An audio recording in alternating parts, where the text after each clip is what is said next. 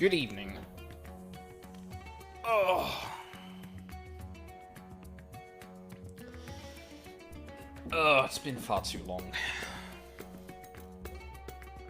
I think I'm gonna have to, like, fiddle around with the audio a bit, because it has been a while. And also, I've been fudging with 14 audio, because of,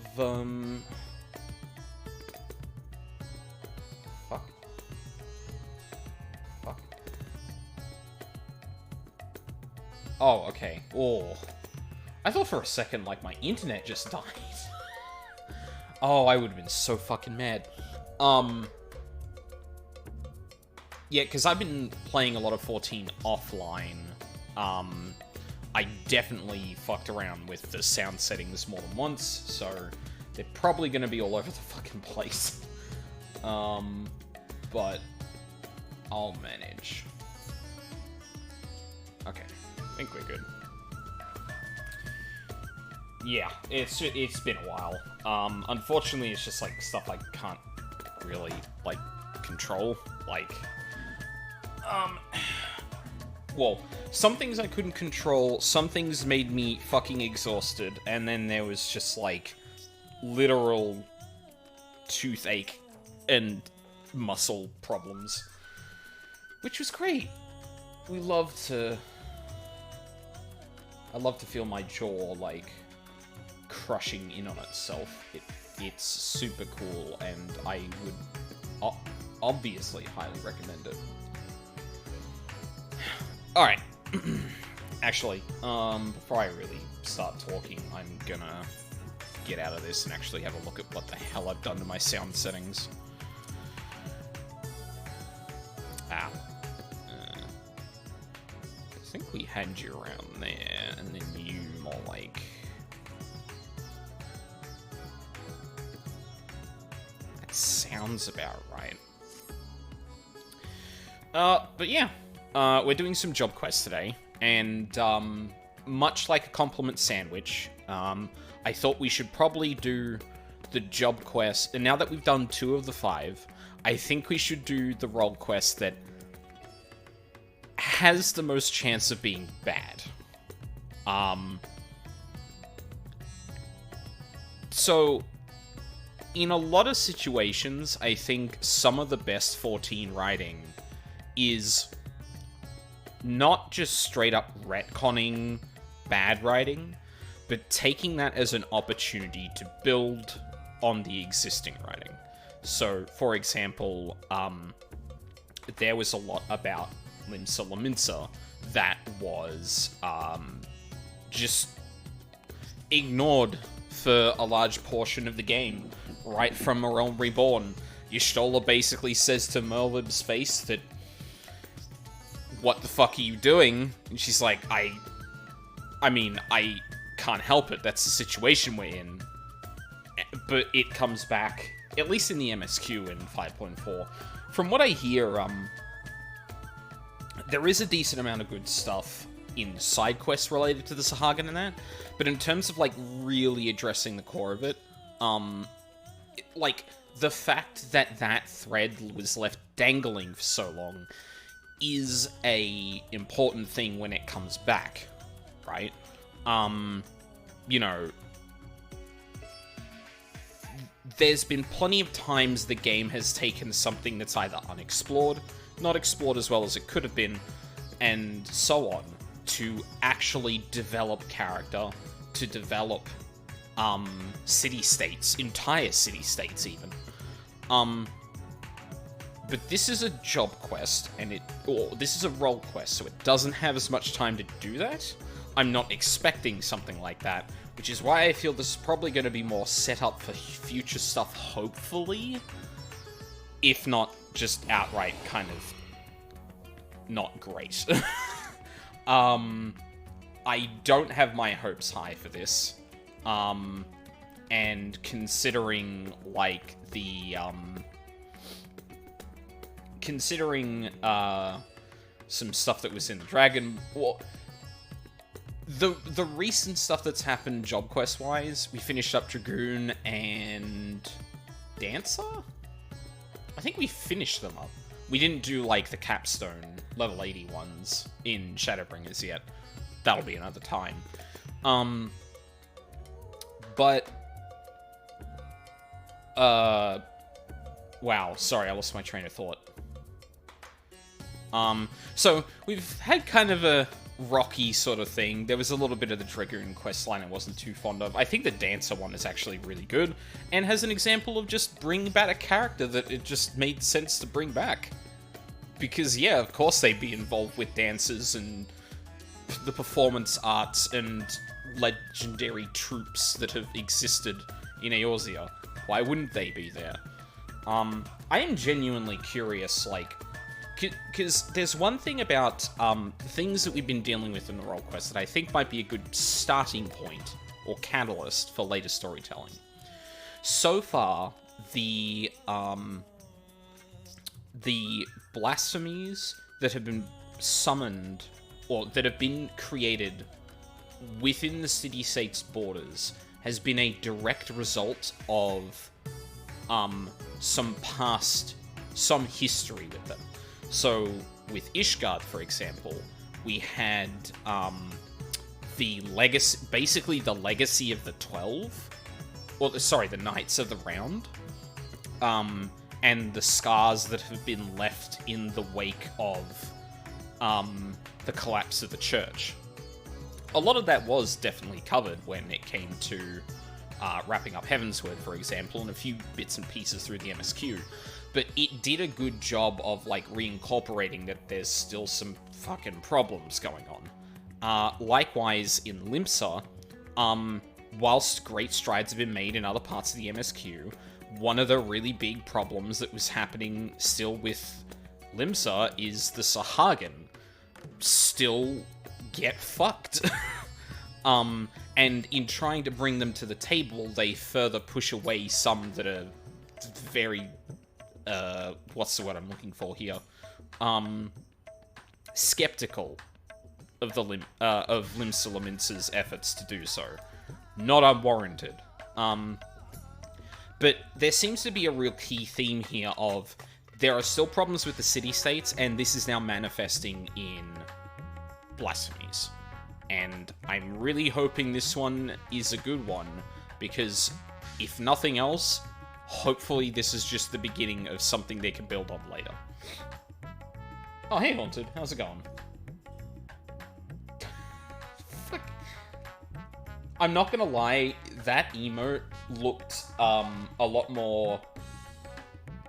It looked like Surge's mouth was a lot more stretched than it actually is when I look at it closely. Like, I've seen a Megalol too much, and variants of it, like, I looked at it and went, oh no, why did you do that to him? And, but, no, didn't really do that to him. Okay. Strap yourselves in. I really hope this is okay. Shrouded in peril. The Gridanian delegate is in urgent need of a stout defender to help combat a new threat to his homeland. I've come on behalf of the Twin Adders to enlist the aid of accomplished fighters. The small folk cower in their homes for fear of an unprecedented threat to the Twelveswood. A blasphemy. Strikes quickly and with deadly precision before returning to the shadows whence it came. Try as we might, we have yet to devise a means to track it, much less slay it. Several brave souls search for it even now, but their chances would improve greatly if we had a stout protector by their side. Judging by your reputation, I dare say you're precisely the man we seek. What say you? Will you serve as the shield that stands between Gridania and certain doom? Protecting the realm is what I do. You've made it difficult to refuse. No. My specialty. I'll take that as an enthusiastic yes. Make haste to the Adder's Nest and report to my superior. Or Gridania shall pray for your success. I also have no memory of how long these things are. I'm probably going to go for at least like 3 hours. Generally, the role quests... Oh god, I actually can't remember. Hey Ryuzaki, how's it going? I actually can't remember how long this long the Limsa one was. I think it got broken up, but I think that's because I went from, like, a job quest to a role quest? If I remember correctly? Oh god, what was the role? What was the role that Limsa Laminsa wanted? Ishgard wanted magical. They need a healer? Started seeing P6 in my DSR reprog. Oh god. I haven't heard DSR mentioned in ages. Although obviously people are still progging, and it's fucking ultimate for Christ's sake, but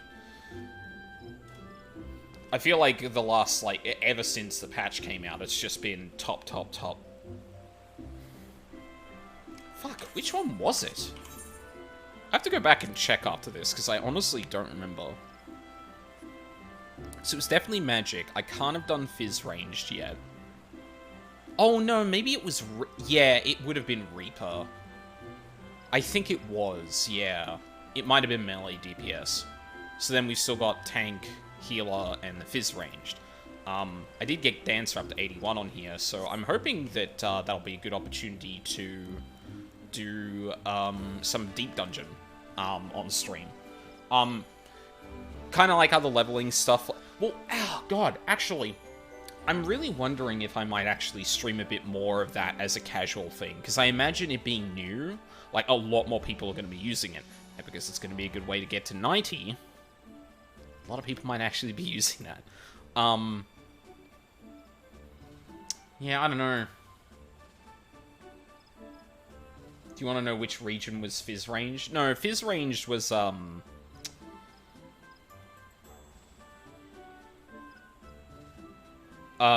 Fizz ranged is, oh my god. Oh my god, the name just escaped me. Hien. Doma. That's it. And then healer was, Alamigo, if I remember correctly.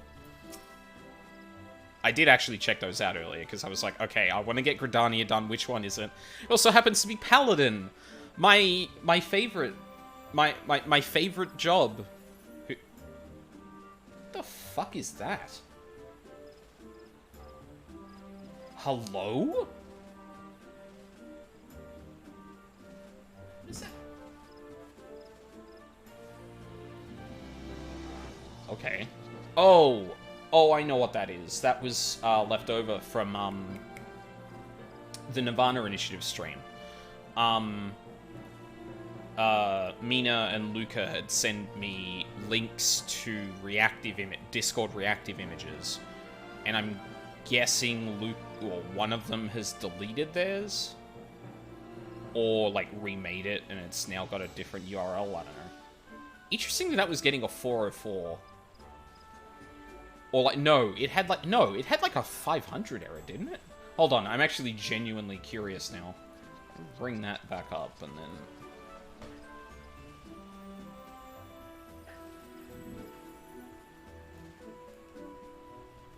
what does that say? Host error? Oh. Ugh. That's... okay. I'm gonna have to look into that later, because, if we're gonna use those again, I'm gonna have to figure out if I actually fucked something up, or if the service is actually down. Anyway. Our liaison at Radz-at-Han sent word of your arrival, but I can scarcely believe our luck. Are you truly here to help us bring this wicked blasphemy to heel? Well, I'm not here to heal, I'm here to tank. Oh, heal. Yes. There is hope for us yet. I shall fetch the Elder Seed Seer at once. She's leading the hunt, and I'm certain she'll be most eager to see you. Wow. Like, on the field, leading the hunt? Because that would be a step.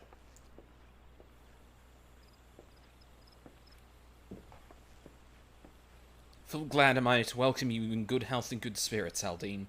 On behalf of all of Gridania, allow me to thank you for rising to our defense yet again.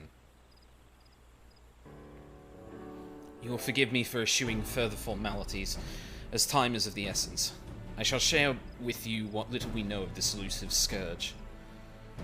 Following the events in Thavnir, we received a report that an unidentified man had fallen to fits on the road before transforming into a beast most foul. A blasphemy, we soon determined. Eyewitnesses to subsequent attacks spoke of patterns on its skin reminiscent of heavy chains, and thus we have named it Gleipnir for the creature of legend. Well, time to head to Google Gleipnir.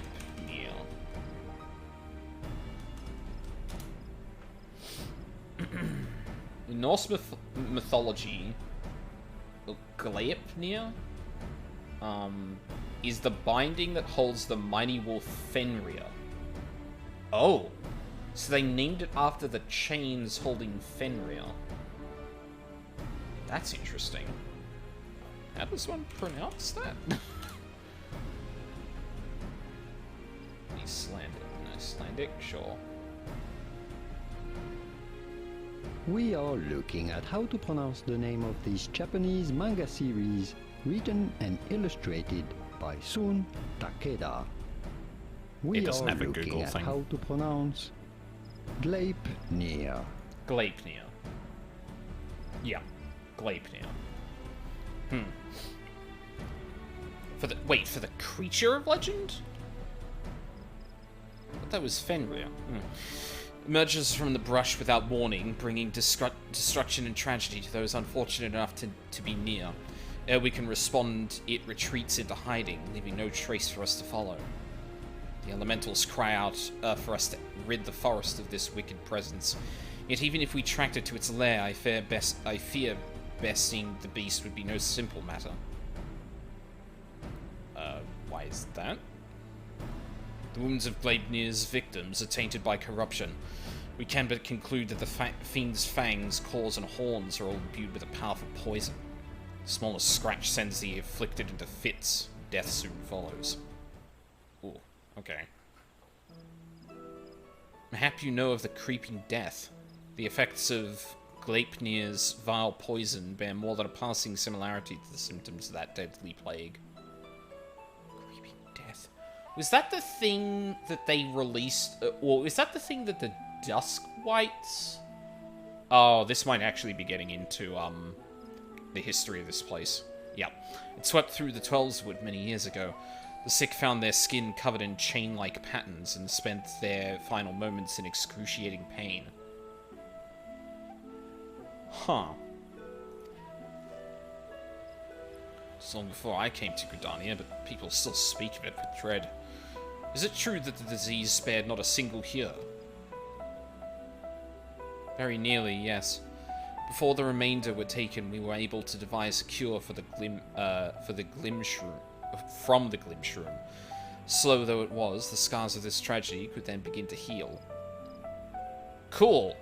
It killed all of the here, huh? None of the Elzen? Curious. Gleipnir threatens to reopen all wounds, I fear. Yet despite the similarities between the blasphemy's corruption and the creeping death marks, it is unclear how these two phenomena are related, if at all. Both conjuring and white magic have failed to abate the poison's spread. To confront Gleipnir now would place our soldiers at risk of grievous injury. Right, so we're going to have to look into things before we do that. Forgive me, Elder Seedseer, but this appears to be urgent. What? Again? Gleipnir struck once more in the North Shroud. The Whalers came too late to see the beast themselves, but the man it attacked yet lives. They are bringing him to Fallgord float as we speak. Then we must meet them there. Will you accompany us, Aldine? Aethelmir should be able to appraise us of the details upon our arrival.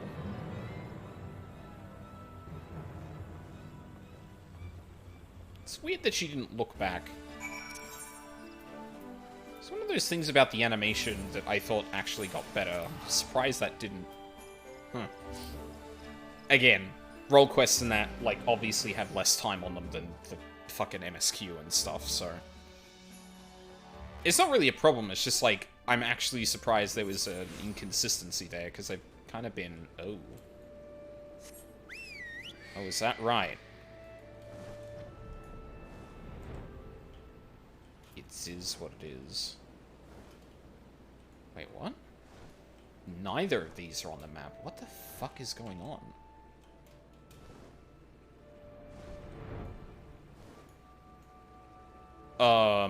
Is that broken? That's weird. Usually you can see the fates on there. Oh. Hi. Elder Seedseer, you honor us with your presence. I cannot thank you enough for coming all this way. Given the dire circumstances, I would not leave this to another. Where is the wounded man? Outside of the bobbing cork being attended to by one of our healers. He's a capable healer, but I worry this is beyond his abilities. I should do all my power to aid him. I, in turn, may have need of assistance as well. I ask that you stay close. Both of you.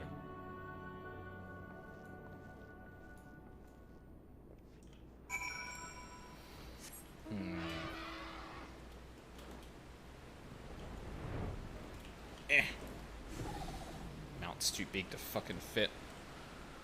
Okay. You got chains on you, bud? Not by the look of it. He clings to life, albeit barely. We must try to ease his pain.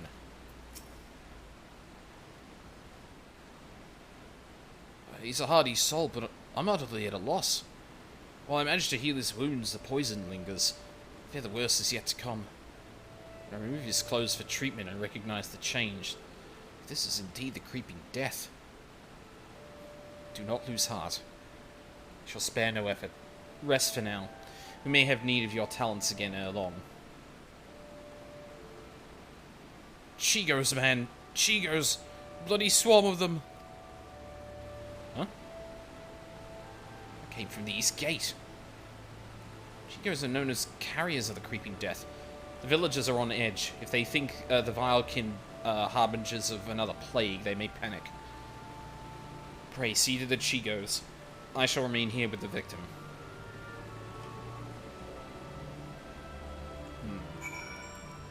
Hey, newest girl.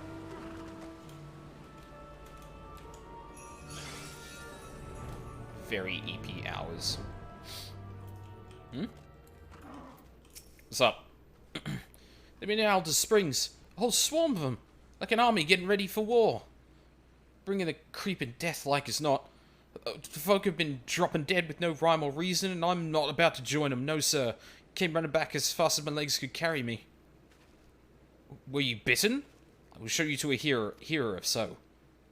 Not a single hold doesn't belong. You could be shot. Yeah, okay. Best do something about that swarm, though. Whether we could, but keeping the gate manned is our priority. We have not the numbers to spare for a hunting party. By the time the whaler reinforcements arrive, it may be too late. We'll deal with the Chigos. The one who culls the greater number owes the other a flagon of ale, eh? Okay. I commend your bravery. Godspeed, and don't get bitten. I'm a tank, or getting hit is all I do. Oh, he's there. Wait, why is he there? Are we hunting monsters? Technically? Hi.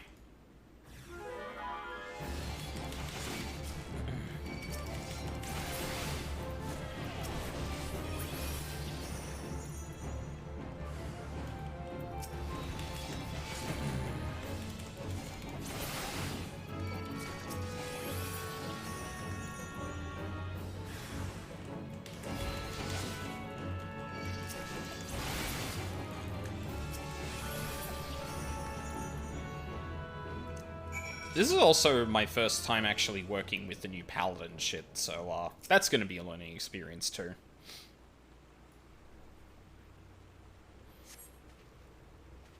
God be praised. And you? I've come bearing a cure for the creeping death, but it's a little, it's a little, bleh. It's of little use against actual death.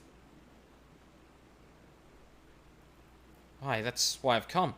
I've heard tell of a man suffering from an uncommon pains at full gourd float. Since an opportunity for philanthropy and touch of profit, I'll admit. But if what you say is true, his condition demands a much swifter pair of feet than mine. Could you bring the medicine to him in my stead? No need for payment this time, of course. The fuck, man? Saved my life and one good turn deserves another. Only hope the cure works as well as purported. As for me, I'll be on my way. And give any vile kin I spy a wide berth. Yeah, don't get bitten by the gigantic fucking mosquitoes, my dude. I was about to ask how you felt about it with more time. Yeah, I haven't touched it yet.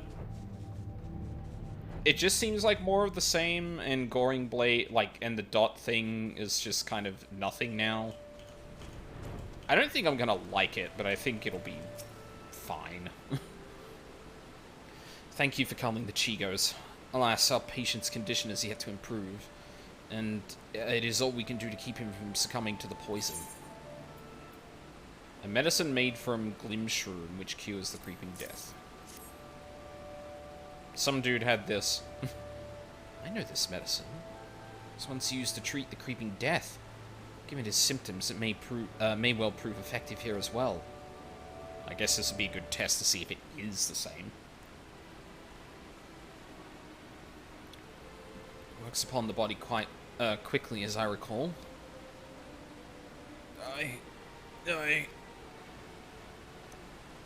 Hold on just a while longer, my friend. The medicine will soon relieve you of pain.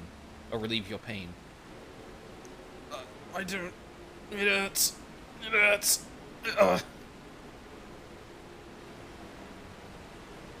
Why? Why? The man shrieks, die in his throat as his body is racked by violent convulsions. He then falls still and quiet, as if his breath was snatched from his chest.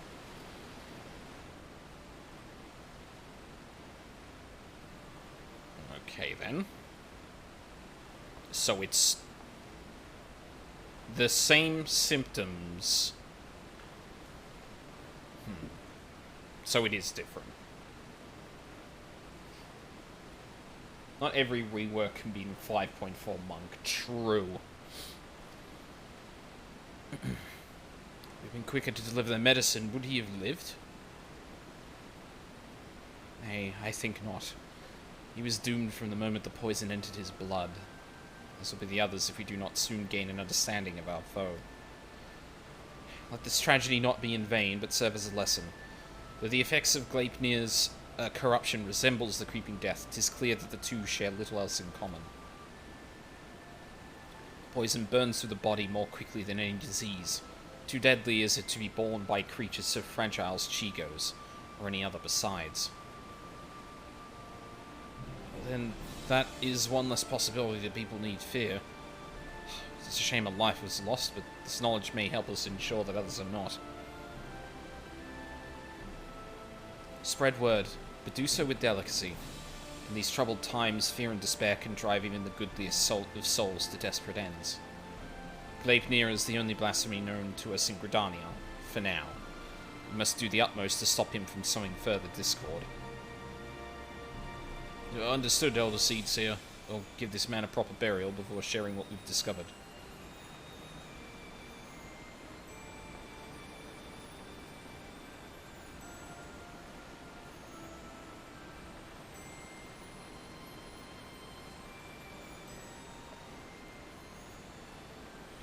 Ascertaining Gleipnir's whereabouts is still a primary concern. Let us return to the Adder's Nest for information. Information shall be our most reliable weapon in the days ahead. There's no better place to acquire it.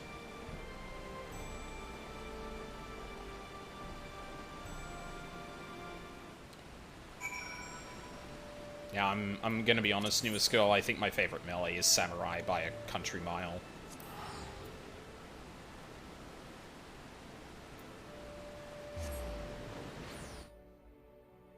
Yeah, because, like, Reaper's fun, but... And, like, Monk's cool. I think the thing that always gets me, that doesn't feel as fun as Samurai, is the alternating 1, 2, 3. I know it's not very base and monk pilled of me, because it's samurai pilled, I'm sorry. You do realize that, like, I say that, but, like, I like more melee classes now than I like casters, so, like, listen, you got me on one front.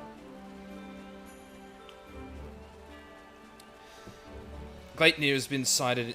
Gridania has been cited in various locales, and though we are reviewing every report, we suspect most are erroneous. Fear has a way of making one jump at shadows. It will take some time before we have determined which reports merit a more involved investigation. Till then, I ask that you stay vigilant and keep your eyes peeled for any sign of the blasphemy. To give voice, Keeper of the Entwined Serpents is eager to resume the hunt. Just like going fast. We have followed up on every report concerning Gleipnir, even those that begged belief. The most promising suggests the blasphemy is currently stalking the South Shroud. We are to proceed there at once, for there is no telling when it might strike again. The Elder Seed Seer is already en route to Roots Lake. Let us not keep her waiting. Now, I will say, in the context of the video game quest, it makes sense that Kani Senna is kind of coming with us, because her knowledge of things that have transpired in the past and her being the leader, it makes sense for her to be there. Yeah, hey, newest girl, I don't seem to be able to see fates on my map anymore. I know, like, Odin fates are usually invisible on this map but appear here. But it seems like all of them have disappeared. Do you know anything about that?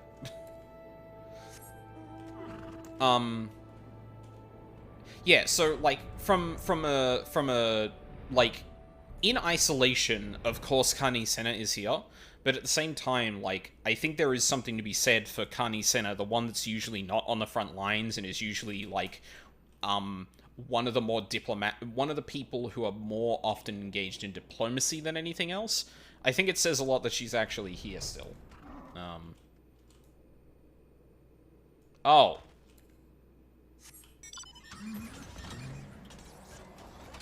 That's an Odin.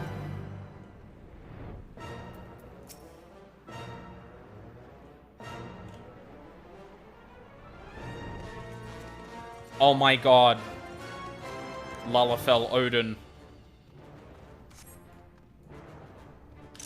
Oh shit, that was the wrong button. Look at them. Tiny horse. Tiny Odin. I almost didn't see it for a second, because I was like... Maybe because of Odin weather? I didn't think it hid all of them. I'm like 90% sure stuff like this is usually like only hiding one of them. But yeah, that's fun. Anyway. Is there any danger ahead at Warrior of Light? Oh, just Odin. What? Don't worry about it. Greetings, Aldine. As luck would have it, my sister Rhea O frequents Camp Tranquil. We would do well to meet with her first, for she may have knowledge of this threat that can aid us in our search.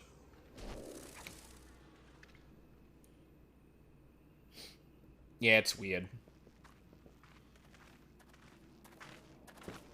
Oh, I remember you. It's been too long, Rayo. Connie, I was afraid this situation might force your arrival. Would that this reunion was under more joyous circumstances. You're here to serve as a protector to my sister, yes? I commend your courage. Gleipnir, like all blasphemies, is a fearsome foe that we must nevertheless rise to meet as one. Every moment is crucial, so let us dispense with further pleasantries. Have you received word of Gleipnir's whereabouts? I have. It recently ambushed a poor traveller who succumbed to his wounds soon thereafter. Tragic and increasingly common tale. No others in Camp Tranquil have come to harm, but some claim they feel a presence in the distant trees. Yeah, that's... I have no idea what that could be. Like, do they feel it right now? Because I have a funny feeling I might know. Do actually have to go to bed. I gotta get kids to school in the morning. No worries. I appreciate you I appreciate you coming around nonetheless, Newest Girl. Have a good one. Have a good eep.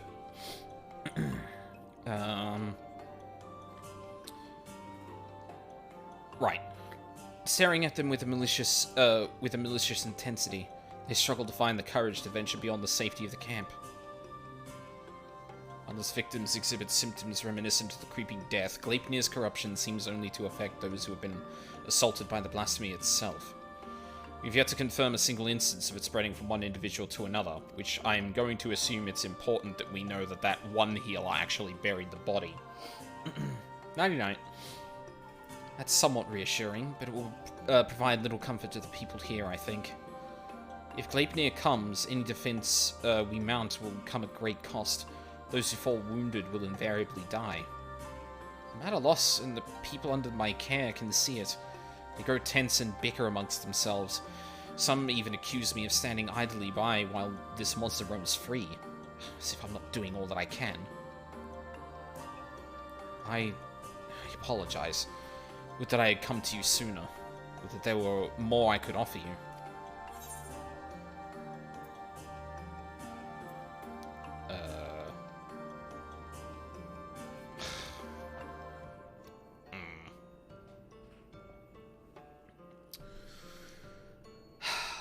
Not every burden is yours to bear, Connie.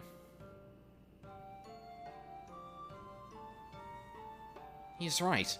It is the duty of all Seedseers to face this threat, and so, we should do so together, with the aid of the elementals as well. Under different circumstances, I would agree, but their strength has waned since the calamity, and I am reluctant to impose upon them. Indeed, when I open my thoughts to the elementals, I shudder to hear their distress. Once we have laid low the blasphemy, the elementals will be at peace. Well then, how do you suppose we go about that? First, allow me to speak with the people here and assure them that all will be well. The Gridania is resolved to weather this storm remains steadfast. I'm very disclose to those true of heart. I suppose I shouldn't be surprised that you begin with an earnest and heartfelt appeal. For my part, I shall reach out to Arun. Perhaps together we can find a way to offer similar comfort to the elementals. I have no doubt we will require their assistance in the days ahead. Thank you, sister. May the 12 watch over and keep you both. May I trouble you to accompany me? The presence of a storied hero would surely lend credence to my claims that the people's difficulties will soon be at an end. While you attend to that, I shall gather what information I can from the wood whalers stationed here. Pray, look for me at the camp proper when you've finished.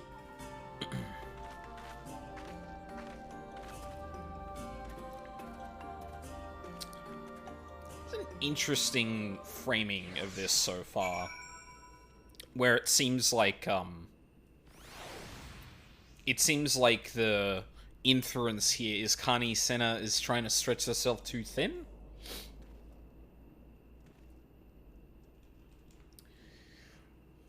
Is that the kind of critique I would have leveled at her as the leader of Gridania so far?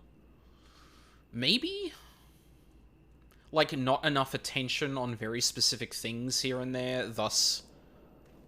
Or, sorry, let me rephrase that. Like, not paying enough attention to all of the things, but thinking that she has to do all of the things because she is a leader? I really do want to hear more history about, like, this person that turned. Or, like, once we start... It feels like we're not going to be encountering Gleipnir, like, any time soon until they've actually hinted at something that could cure this, this poison. Because they've built it up that, like, getting a single scratch is just death. And, like... Makes sense that a tank's on the front line here, but that seems to be even beyond the Warrior of Light to some degree. So, like... And I'm curious how quickly we're going to come up upon the history of this person, because we're already in action, and we still don't know much. And it seems like we're kind of running through a lot more establishing how Carney is, or Carney has been acting as leader so far in the past, like as reflected in this bit here. If we are to convince people that they need not live in fear of Gleipnir, then my words alone may be insufficient. I do not comport myself as an imposing figure blessed with martial prowess, to say the least. You, on the other hand, are renowned as a peerless warrior who has triumphed in countless trials. Simply looking on your features fills me with confidence that this crisis too shall pass. Pray you stay by my side, that those we speak with might be joyed by your presence. Honey Center is now accompanying you. Also, I guess explicitly pointing out that she doesn't have the presence of Ralban, who, when they say you have nothing to fear of Beast, attacking you, that you feel confident in that. Like, a good leader can obviously still do that, but there is something to be said about an imposing figure who has a history of, like, martial victories, as opposed to a healer leader, if that makes sense. It's interesting we're also getting that angle, too. Seedseers are sitting pretty with their guards and finery. What do they care if a beastie's running amok? I'll be fine. That's what they're doing. That's why they're doing nothing while it hunts us. It'd be fools to trust our lives to those who don't care a whit. Aye, past time we went south. At least in Uldar they don't pretend to look out for the common. At least they don't pretend to look out for the common man. What's up, Elder Seedseer? I was just, I promise you that we are sparing no effort in our hunt for Gleipnir. However, it will take time, and more may suffer before the beast is laid low. Nevertheless, I ask that you place your faith in me, if only for a while longer. I love the Twelves Wood and her people with all my heart, and I will not let our enemy torment us forever. I understand. Man's got to give voice to his worries from time to time, Nothing I want less than to abandon my home. I'll stick around, for now. Anything more to say? Sorry about earlier. I've been strung tighter than a longbow lately. I really do appreciate the Seedseers and all they've done for us, and I pray they can deliver us from this evil.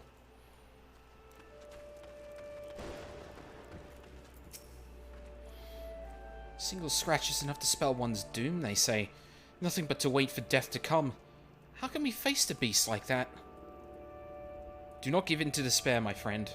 Know that I shall do all in my power to see us through this crisis. Hold fast to hope, and encourage others to do as well. To do so as well. I'll try, Elder Seedseer, I'll try. I know you place yourself at risk leaving the safety of the city and coming here, and that means a lot to me and mine. I'll stay close to the Whalers and pray news of your triumph reaches us soon. Thank you. I promise that I will not be long. Oh, it will not be long. Elder Seedseer, we have, like, literally no way of countering the fucking poison. Like, come on. I saw it. A gargantuan beast stalking the woods, with horns the size of my leg. What's to stop it from coming here to fill its belly? Gleipnir will do no such thing, I swear. I shall see to it personally that the blasphemy does not come within a mile of this village. Keep heart, for brighter days lie ahead of us. Truly, Elder Seedseer? Oh, perhaps I'll let my imagination get the better of me. You are a beacon in these dark times. Pray you restore the peace soon. I shall. You can be certain.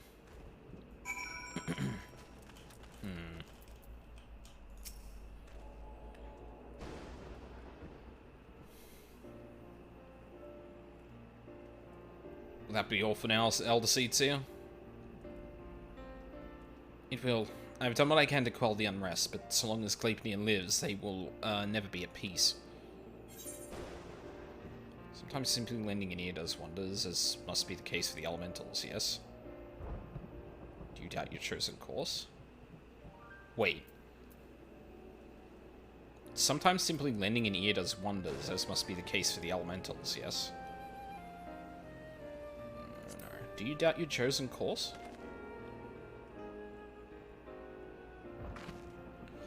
Nay, not in the slightest. The shortest path to a destination is often not the best, and today was a welcome reminder of that truth.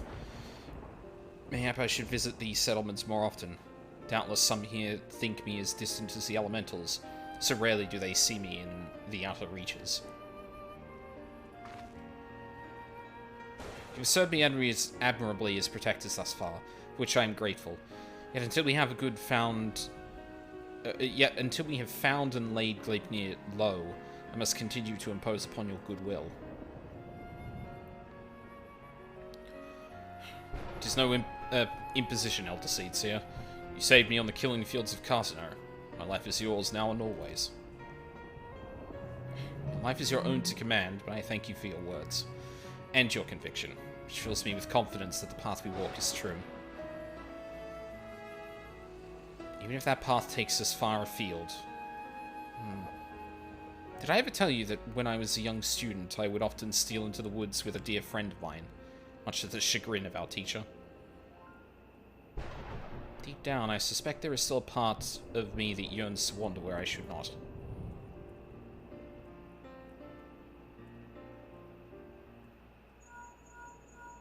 Oh. Hey, bud. Long time no see. Actually, who am I kidding? We saw you with Limsa. Elder Seedseer, word from the border. We've got ourselves a right bloody mess by the sound of it. What has happened? Per your earlier instructions, the whalers closed the roads to all travel while we scoured the wood for signs of Gleipnir. But now a group of locals are demanding to be let through into Thanalan. They're terrified by the sound of it, screaming about the creeping death and God knows what else. Despair grips their hearts. If it consumes them wholly, then we may have yet more blasphemies to contend with. I will speak with them. While rumors fuel their panic, and with truth and compassion, I will convince them to see reason and return to their homes. If anyone can, it's you, Elder Seedseer. We're doing our best to keep them calm for now, but my man's words painted a grim picture. Pray you make your way to the border as quickly as you can.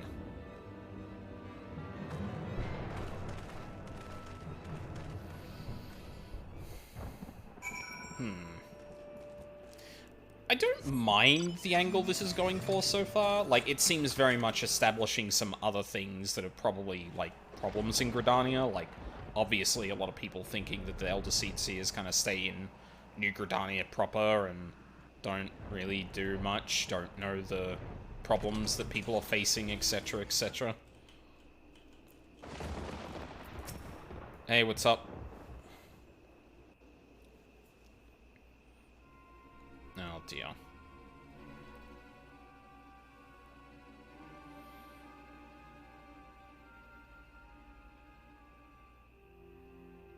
Let us through, damn you! We're standing here while the creeping death nips at our heels. You're telling us to die. Those rumors are false. The Elder Seedseer herself sent word that the creeping death is not responsible for the recent incidents. You mustn't surrender to panic. Return to your homes while we deal with the threat and pay no heed to the baseless stories. Stories? Stories? I've seen the dead with my own eyes. Don't tell me what is and isn't true.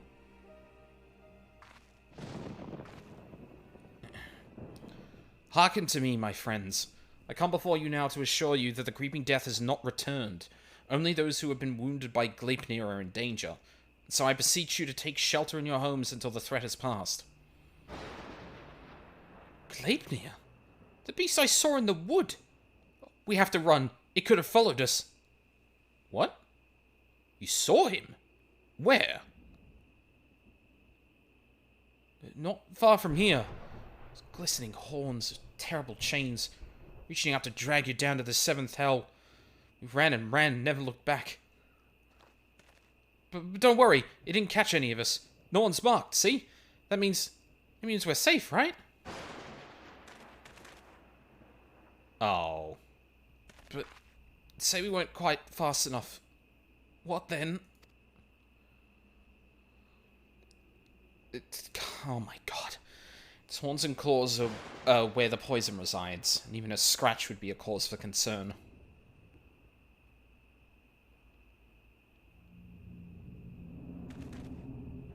Oh.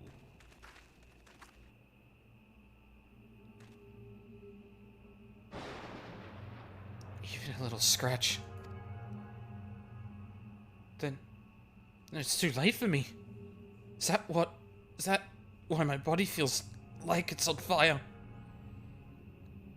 You told me the branches tripped you up. You said that's how it happened. You said...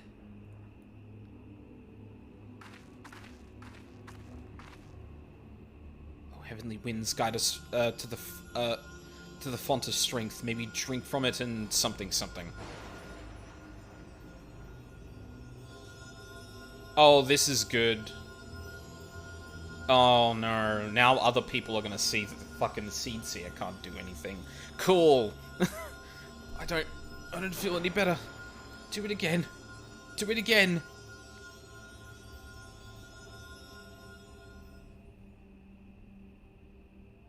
It hurts. Help me. Conjury has no effect. There can be no mistake. This is Gleipnir's doing. Even so, I ask that you do not lose heart. Stay strong, for if we surrender to fear, the beast has already won. Oh, I don't want to die. Please, help me.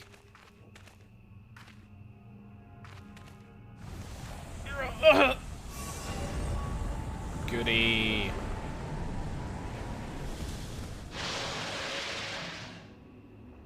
Get back!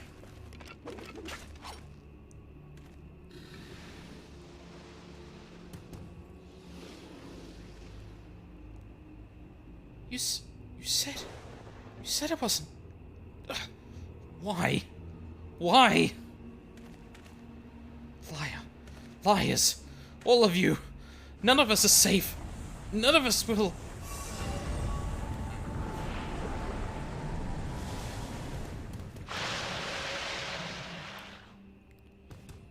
Despair made manifest. 12th offend. Is there a naught that can be done for these poor souls? No. No, there isn't. Not but one thing, I know. We must lay them to rest. Contain the threat.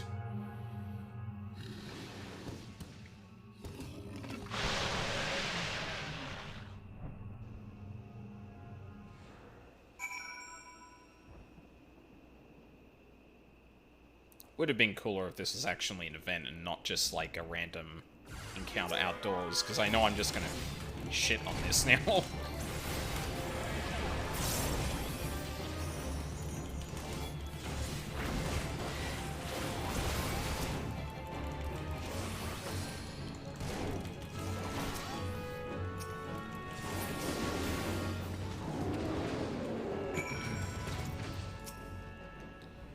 They are at peace. Would that it had not come to this. I was powerless to prevent it. You did all you could, Elder Seedseer. Is that what's going to happen to us? Is there no hope? What you witnessed was the fate of those who fall to deepest despair. It feeds upon grief and anguish. It's more deadly than Gleipnir itself.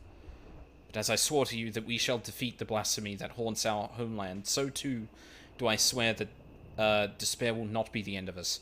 Keep the faith and look to the horizon, for brighter days will come. As you say, Elder Seedseer, as you say.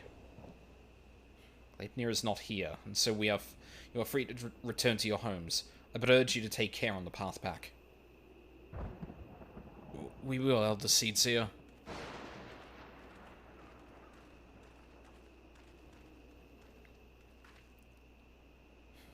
The storm has passed, but a darker tempest roils in the distance. As long as the spectre of despair looms, the people will struggle to take any words of comfort to heart. We will see more tragedies like this. The elements, too, cry out for a solution. The longer we struggle to resolve this crisis, the more innocent lives we put at risk. Rhea said we would need to turn to the elementals for assistance, and I know now that she was right. So I will seek audience with the Great One. However, there are preparations I must attend to first. I shall make the proper ablutions? The fuck does that mean?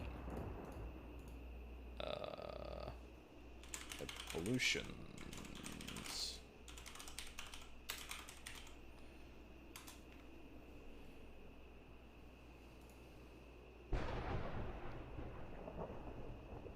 An act of washing oneself. Okay. At the lotus stand. Pray return to the adder's nest and await my summons.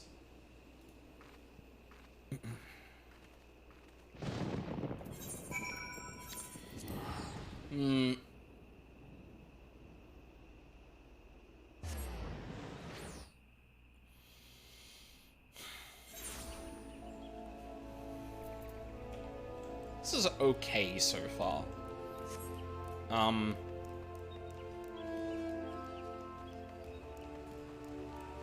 I don't know, there's just something about it that's not grabbing me so far. Like, it feels very much, like, we're talking to the Seed Seer a lot, and we're obviously getting a lot about, like, her. Which makes sense, and is the thing I want. But the things we're focusing on are kind of not what I expected. And not what I would have wanted, but, like, it doesn't mean it can't get better, or, like, be good in and of itself. Despite our best efforts, we have been unable to prevent further loss of life. I see even greater hardship ahead. As we press on, we mustn't forget the words of the Elder Seed Seer. We must strive to remain undaunted in the face of despair. She's preparing for her communion with the Great One. When the time is right, she will call upon us both. Until then, my friend, stay strong. A gift undone. Tired eyes and slumped shoulders of the keeper of the entwined serpents bespeaks weariness. The situation has worsened since last we spoke. Gleipnir grows bolder in his attacks, and the conjurers are spread thin in their efforts to attend the victims. Moreover, we are no closer to finding a means to counteract the blasphemy's poison. With no choice but to wait until death claims them, some are overwhelmed by hopelessness, becoming mad beasts that lash out at their former countrymen. Such tragedies all too easily beget further tragedy, as bereaved loved ones are in turn overcome and share in the same horrid fate. People speak of these incidents in hushed whispers, afraid that at any moment a monster might appear within their midst. If only we could find a cure for the blasphemy's poison. Indeed. Let us hope that the Elder Seed Seer's efforts to enlist the aid of the elementals are successful, and that united we may at last cleanse the Twelveswood of this evil once and for all. That's probably her right now. Urgent news, Aldine. Gleipnir has ambushed a party of wood whalers. They're engaged with the blasphemy near the Guardian Tree, where the Great One slumbers. This bodes ill. Oh god. Does it divine the Elder Seed Seer's intent? Is it attempting to prevent her from communing with the elementals? Bah. In any event, we cannot let Gleipnir harm the tree. The Elder Seed Seer bade us rendezvous with her at Sorrel Haven. We leave at once. What, we're not going straight there? Okay. I don't know why we're not going straight there, but... sure.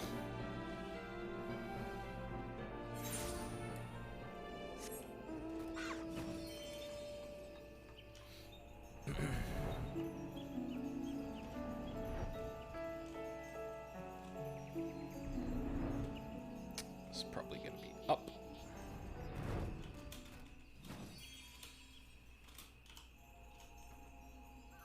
Yes. Oh, maybe we are going straight there.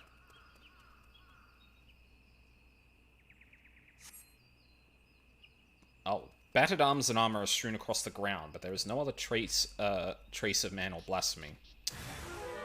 Oh, God.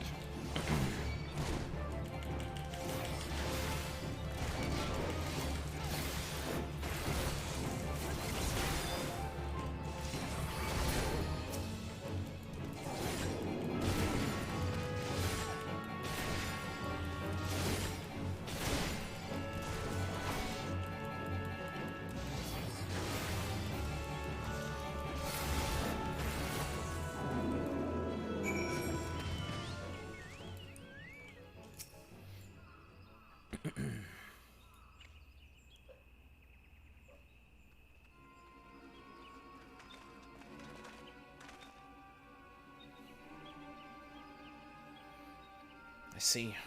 I think I know what happened here, though I pray that I am wrong. Yeah, I think they turned into blasphemies. There's no sign of the Wood Whalers save their arms and armor. Seasoned warriors would never cast aside their equipment. But here it lies. I see not a single body. In the face of certain death, even the bravest among us can succumb to despair. Before the blasphemy's poisons took them, they transformed.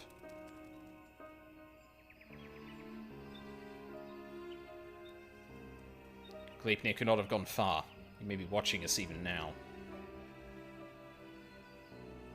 Yeah, didn't we have a tree to... Be on your guard. The air is thick with corruption. If the Wood Whalers succumbed to a man... if the Wood Whalers succumbed... What? If the Wood Whalers succumbed to a man, then we can expect a hard fight. What the fuck does that mean? Though I dread the thought of hurting our brave soldiers, we cannot allow the creatures they have become to roam free. Let us form 2 groups to more quickly track down and cull the beasts. Once we have finished, we shall regroup under the boughs of the Guardian Tree.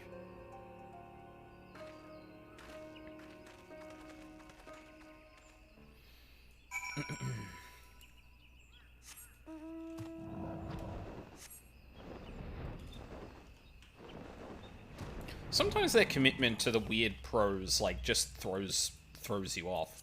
Like, I actually don't know whether that sentence was correct or not. Where is it? If the Wood Whalers succumbed to a man... I don't know what the implication of that is. You find no trace of the Whalers turned beasts.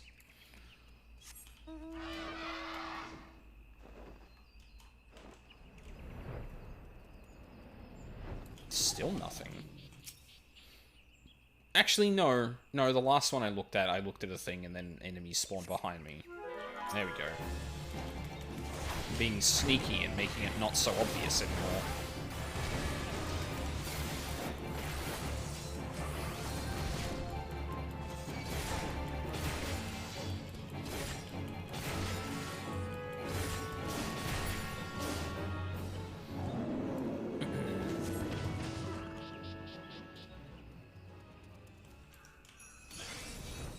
Crimbus.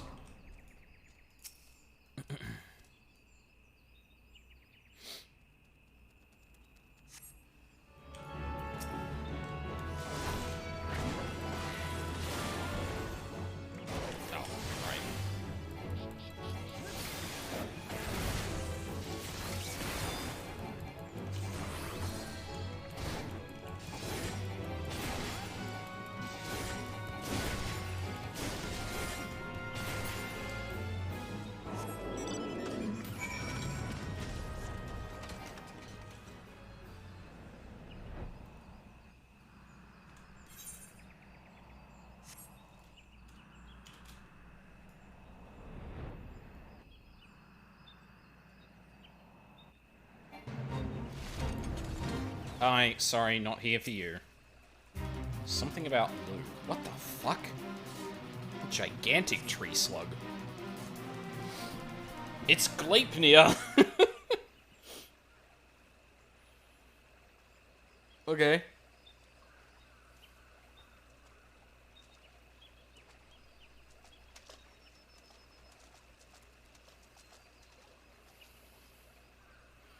Our work is done then. The loss of so many brave souls is tragic, but now they are at peace, and the Guardian Tree is safe. Let us take comfort in that. Unless... I but pray that the Great One will hear my plea.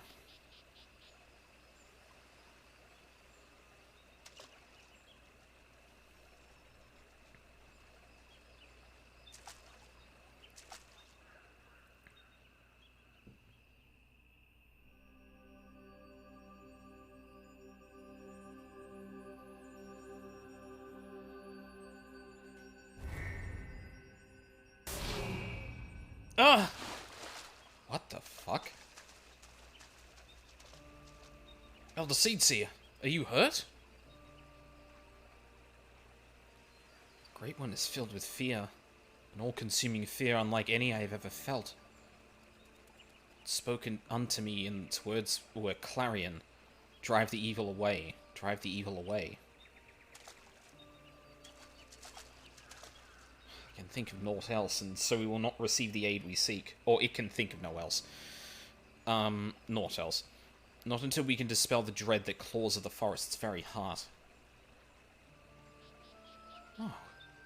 This is our last hope.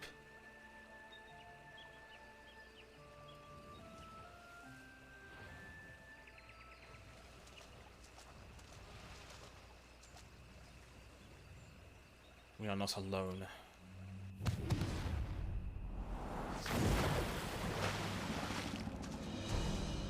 Oh, fucking shit.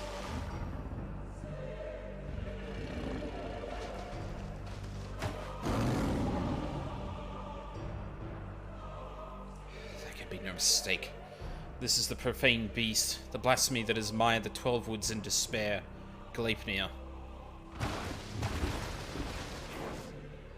Stay back!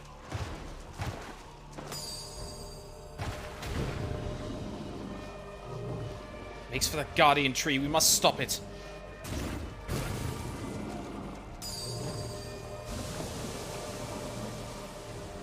Poison. You mustn't let it touch you. Such fearsome strength.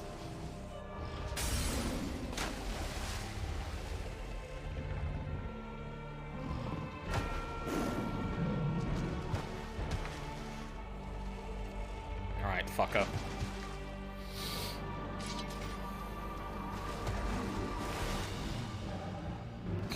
Okay. Oh? Okay.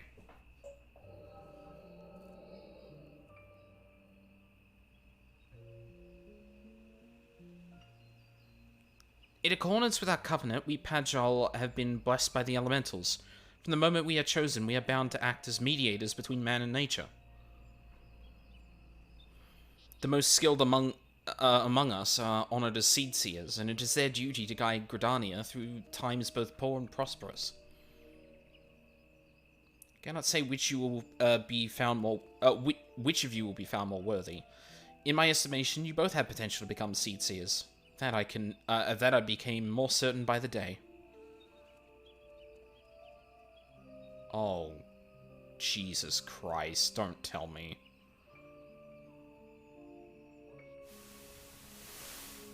Is this one a fucking Pagel turned?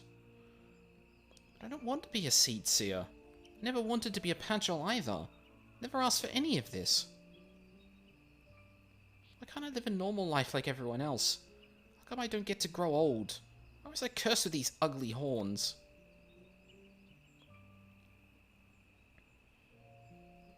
I like them. Maybe we didn't choose to be born this way, but I don't think it makes us that different from anyone else. It's a rare gift. A blessing, even. And if we can use it to help others, then we should. Don't give up on becoming a seed seer, Connie. We'd all be worse for it. What the fuck are we...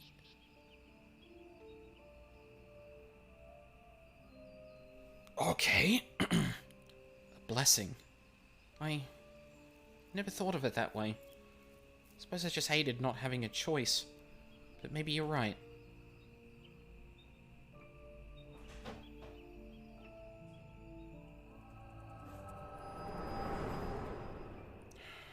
That's... yeah.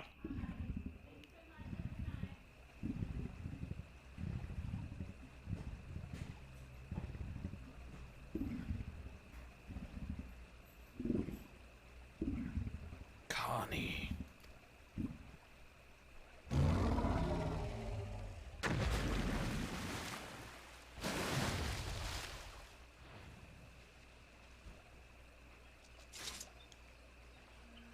Okay.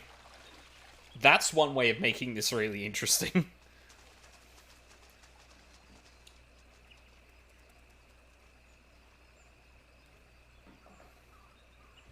Huh.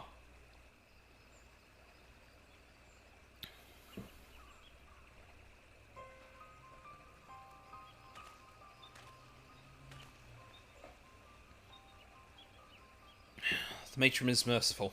The elder seer has fallen unconscious, but is otherwise unharmed. Blasphemy must not have touched her, for I do not see the telltale mark of poison. Still, I'm no healer, and she should be looked after by those who are. I shall carry her back to Gridania. We must leave before Gleipnir returns. Await me at the Adder's Nest.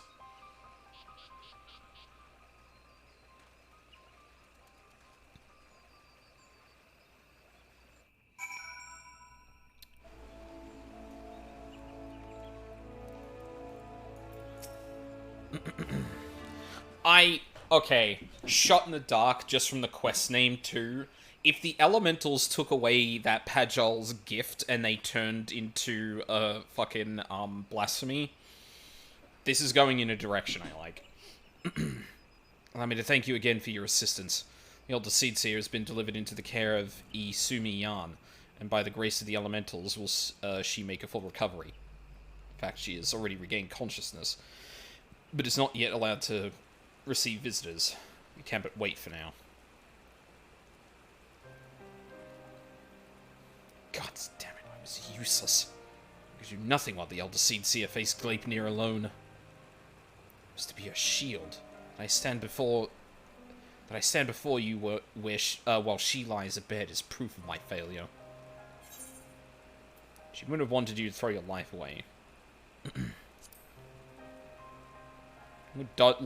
Like, bro, what are you gonna do? Get hit by the get hit once by Gleipnir and die immediately? Like, you really are the hero of whom the bards sing, aren't you? You suffered terrible trials, yet you stand tall and resolute. Thank you for your counsel. How close I came to forgetting the lessons of my past. I've spoken of it to few. Truth be told, it brings me shame to recall it.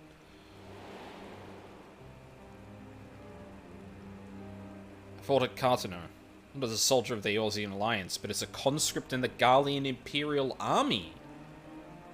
Aha! Clad in armor and magitech, another drop in a sea of pitiless metal. Grown numb to the violence and the killing out of necessity. It becomes routine. Work to earn your next meal. But then the moon shattered and the dragon emerged, and when the dust had settled, I was another body clinging to life amongst the fallen. I was staring at the burning sun above, growing weaker, wondering if the heat or an Eorzean blade would finish the job.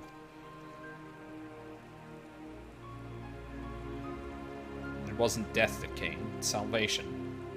I was delivered from my well-earned fate by the elder Seedseer. She deigned to save a man who once spared steel against her people. Her kindness didn't end there. Once my wounds were healed, she welcomed me with open arms. Never did she regard me with distrust, nor did she, ever make me feel obligated to repay my debt.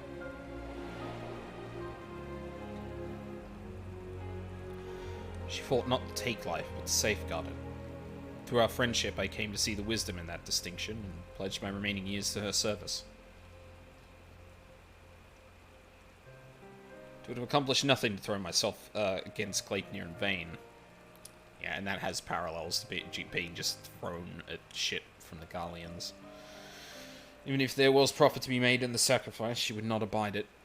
Your words served to remind me of this. We will defeat the blasphemy, aye, but we will do so without forsaking that which we hold dear. This I swear. Like, I can't remember if this guy has much of anything to do with anything beforehand, other than just, like, obviously being around the Seedseer all the time. That's a really neat backstory to give him. Like, actually really cool. Pact proven. The Keeper of the Entwined Serpents has good news to share. Aldine, the elder Seedseer has grown strong enough to receive visitors. Come, we must go to Stillglade Fane at once. Go for another 2-ish hours. I'll do this. Should I take a break now or take it later? No, take it later. Have it like in between because I'm not going to get 2 breaks in. Sorry, just trying to do time math in my head. Wait, where are we going? Oh, yeah, okay.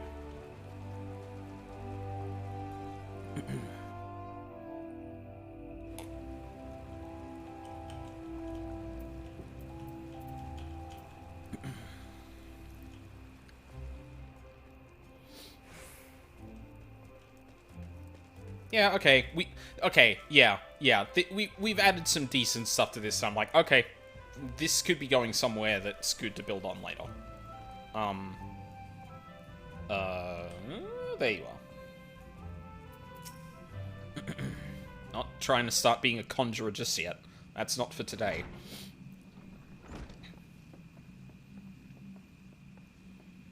Ah.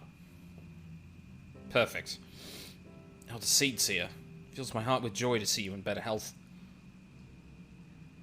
I'm gladdened by your presence as well, my friend. Unless you wonder, know that the conjurer has found no trace of the poison in my humours. If you are ready, I would assume our search for Gleipnir. They may be up to the task, but you are not. It's one thing to engage in conversation, quite another to go gallivanting about the Twelveswood, hunting a blasphemy. I am aware you are a conjurer of surpassing skill and would not presume to gainsay your judgment, but have my wounds not healed? It was visible to the naked eye, perhaps. I worry that the strain of your communion with the Great One has taken a toll on you in ways we may struggle to perceive. The Great One is being of pure ether, and you were exposed to its unbridled despair, its raw terror. There may be consequences. I'm aware of that. But Gleipnir must be stopped. Until the blasphemy is laid low, people will continue to die. How am I to carry out my duties cloistered here? How am I to deliver the forest and its people from this despair? It is your duties that demand you remain. I understand your frustration, but if you were to fall in battle, if your guiding light you bear were to fade, then all Gridania would be lost. Rest, Kane. Rest and gather your strength so that when the time comes, you are fit to do what must be done. In the meantime, trust in your allies. About your allies, I have a very important question. You are right.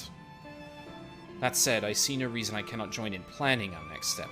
As you said before, the conversation is quite unlike gallivanting about on a hunt. Our encounter with Gleipnir was made plain that we cannot hope to triumph over it as we are. Only with the Great One's power can we achieve victory. When the Seventh Umbral Calamity was nigh, the Great One committed a portion of its boundless strength to extend a barrier over heaven and earth. The Ermin Hedge. Thus was the Twelvewood spared the worst.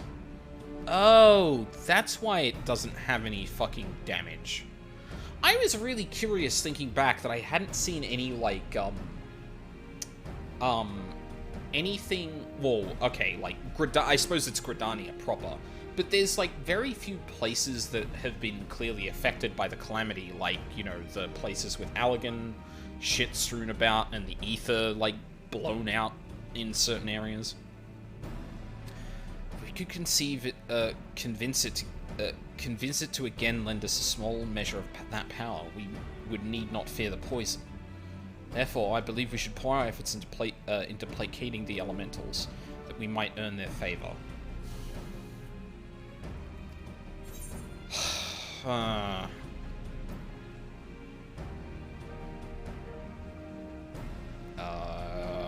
We must make your voice heard then, yes?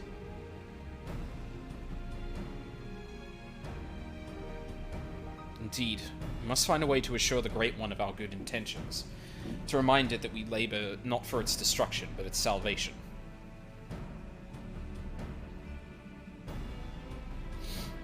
I think, too, that we must gain a greater understanding of what drives Gleipnir. It seems to bear resentment towards the elementals, the Great One in particular. Why? I pondered this question myself. Lingering memories of the person Gleipnir once was may be responsible.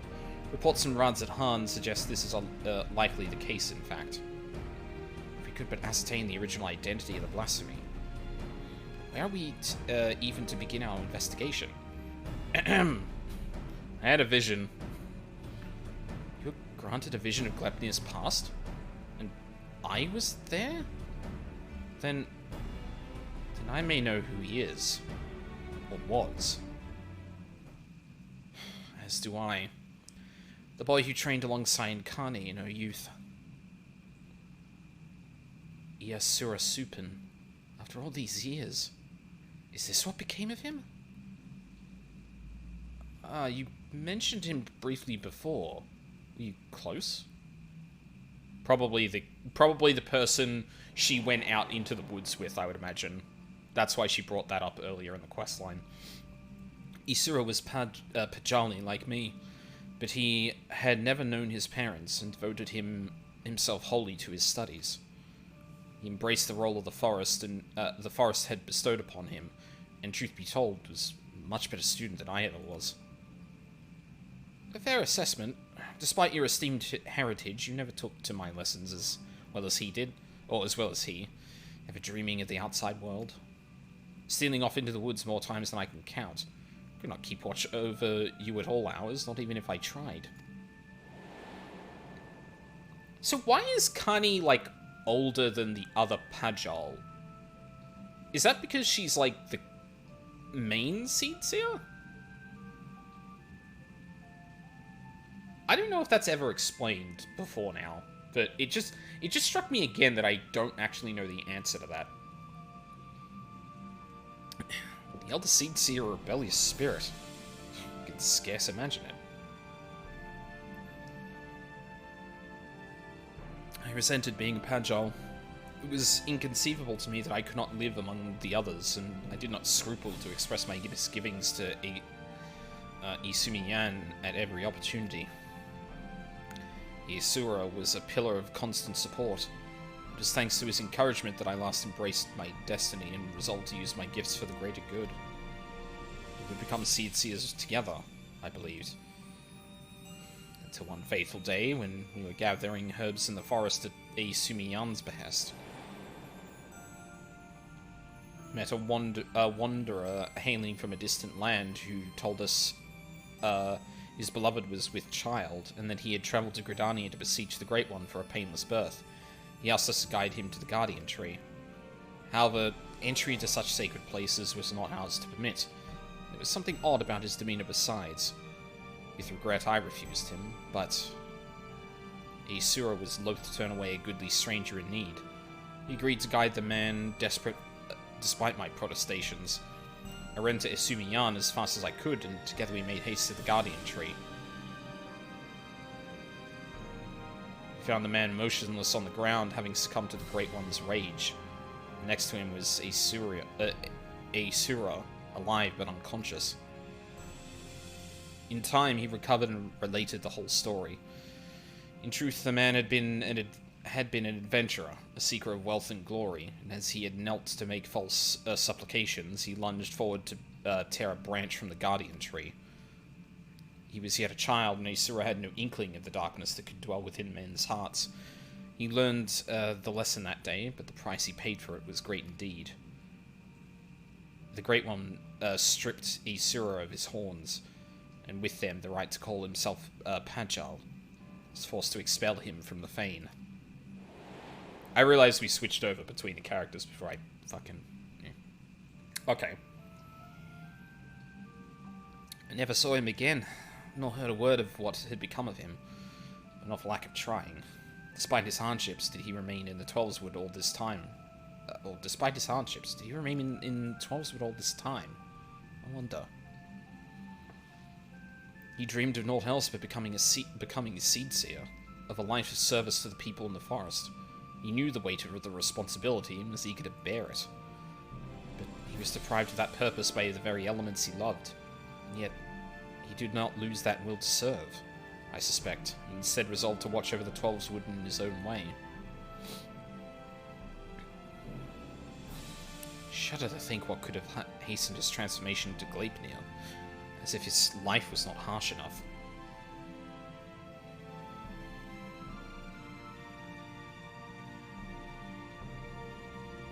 In our final conversation, Isura confided in me he would search for a means to calm the Great One's rage and earn the absolution.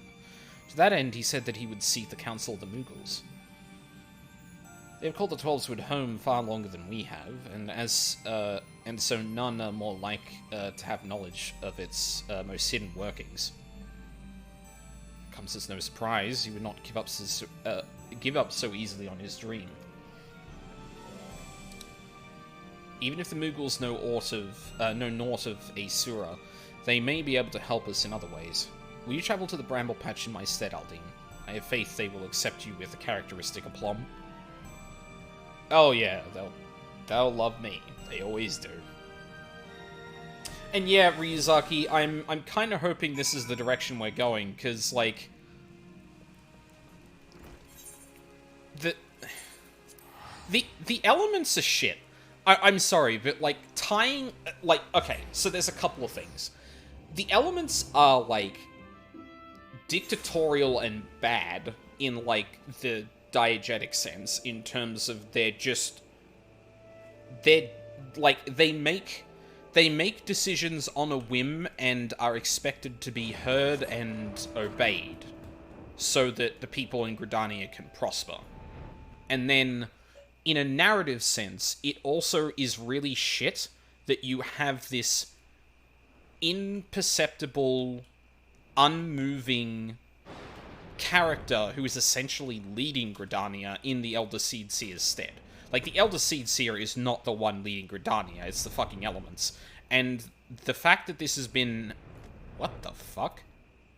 The fact that this has been a thing for so long, I think is one of the reasons that the storytelling surrounding Gridania sucks. Because the situation is that this entire city-state is basically at the whims of this thing that cannot be reasoned with in any way whatsoever. And that's not even like, oh, it's hard to convince them. It's like, no. Their way goes, or they strip you of everything. Or they kill you outright. Like, it's just shit. It prohibits a lot of storytelling, and it also just makes for a shit time, because, like, when we try and, like, oh, sorry. Yeah, they're shit leaders, it makes for shit story, and when you try and work in stuff like this, the elements always have to be adhered to, so it just so happens that they happen to agree or disagree based on the needs of the story. Do what we say or your city's getting razed to the ground. Yeah, literally. And they can't do anything about it. There is no reasoning with it, and it will happen.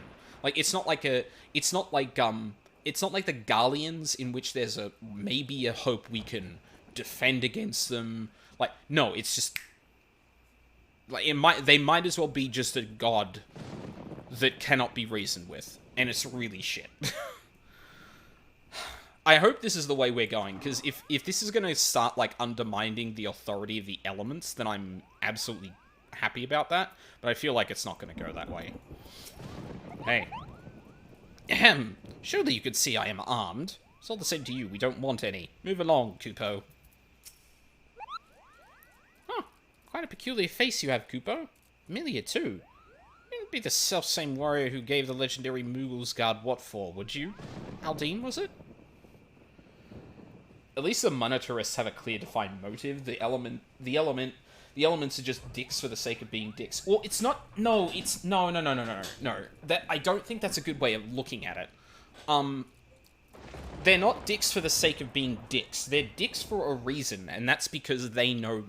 Like, it's, if they were a character that could be reasoned with, it would be ego, right? It would be pride. They know what's right. Fuck you if you disagree. Literally, fuck you if you disagree.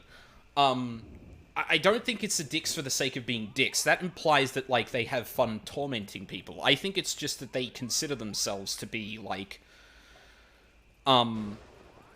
they have the last say in everything. That's just it. Like, the monetarists have a clear defined goal, but they are human, ultimately. And also, they can be reasoned with. Like, as much as I feel like part of this questline could have done with a little bit of thought about, like, loosening the monetarist grip on things, the bit where Nanamo deals with, Teleji, sorry, not Teleji, East Aldenard Trading Company, Lolorito, that's it, does at least show that they can be reasoned with, right? Like, you kind of have to grease their palms a little bit, but they will work with you. The elementals will not. And I definitely get what you're saying, Ryuzaki, and it definitely feels like that, but I feel like this is more like, it actually has parallels to Vor 3. Just cannot be reasoned with. His say is what goes at all times, and if you disagree, eat this ether blast. Yeah, it's shit. You cannot interact with it. It's been put in a really awful position, because Vor 3 we could contend with, because he is a person that can be fought. The elements are just the continent. They cannot be reasoned with, they cannot be, fought, they cannot be circumvented. They are just a force of nature in this world, and it renders an entire city-state incapable of doing anything they want. Or doing things that they think are right. It's so shit. Haha, it's an honor to meet you. Allow me to thank you personally for bringing that silliness to an end. Pukwa Pika is the name. What brings you to our neck of the Twelveswood?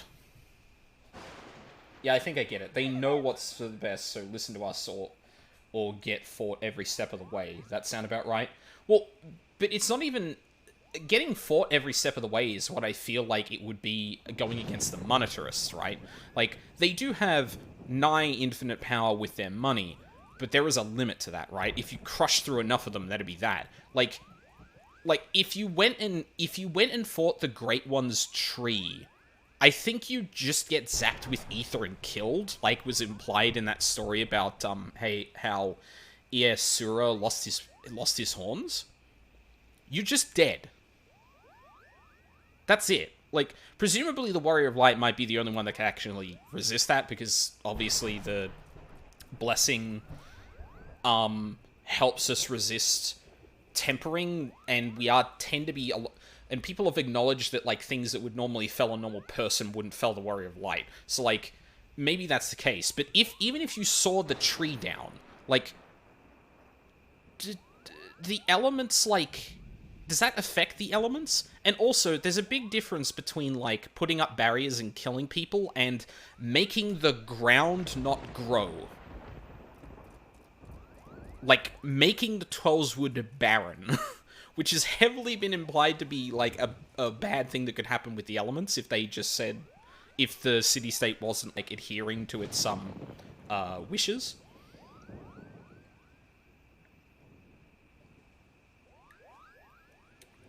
So yeah, it's, to be clear, it's not that it would even take a lot of effort to fight against. You can't fight against it. If you disagree with the elementals on a large enough scale, the Twelveswood is dead. The city-state is gone. That's just it.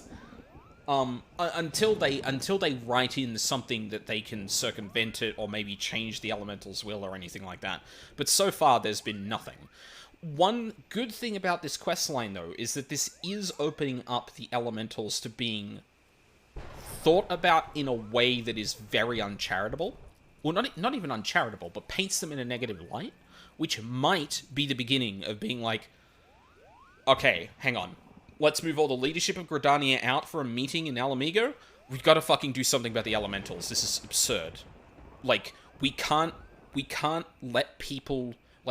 we can't end the racism in Gridania until the elementals are dealt with. Because the elementals can just arbitrarily throw people, or arbitrarily say which people get to stay and not.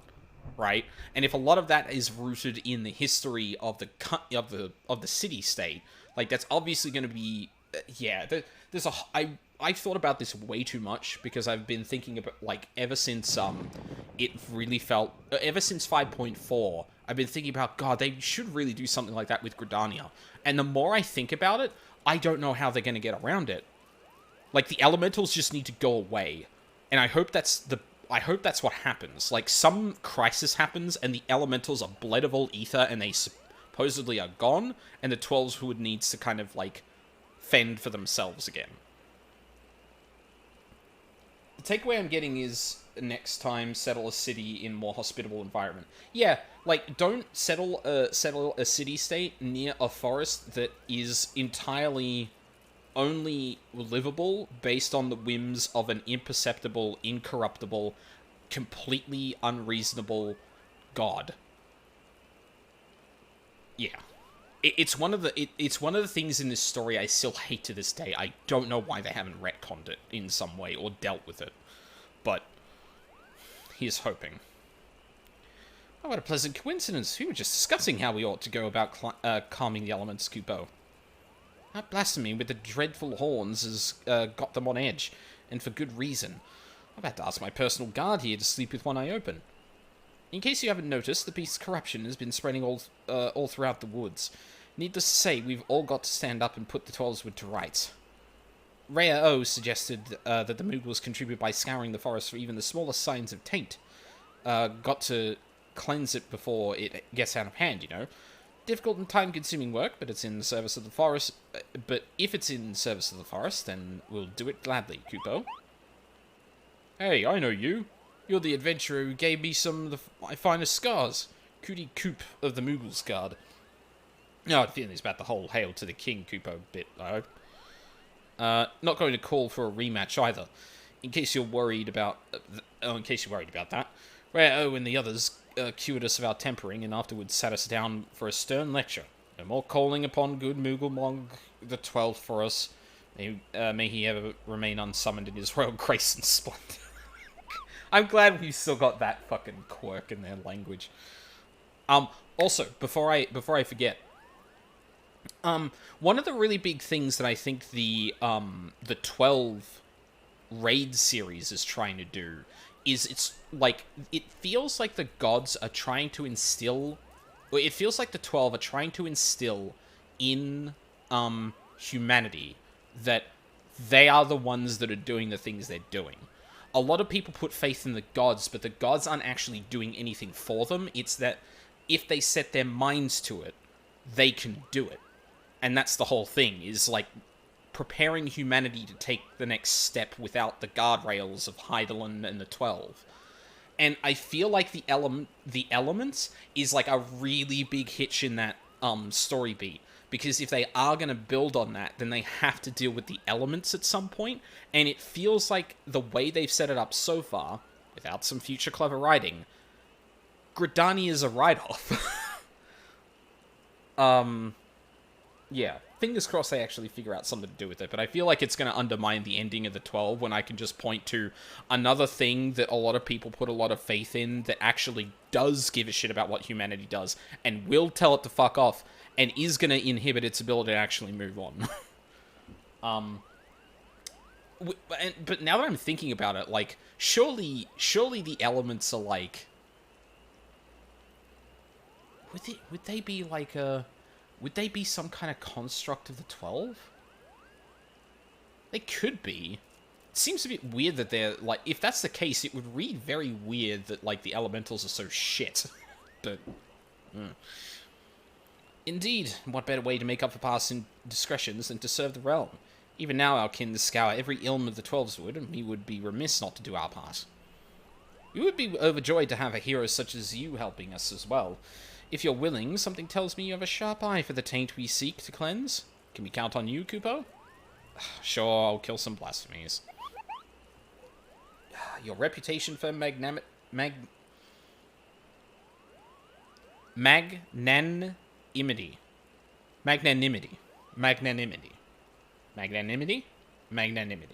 Is well deserved.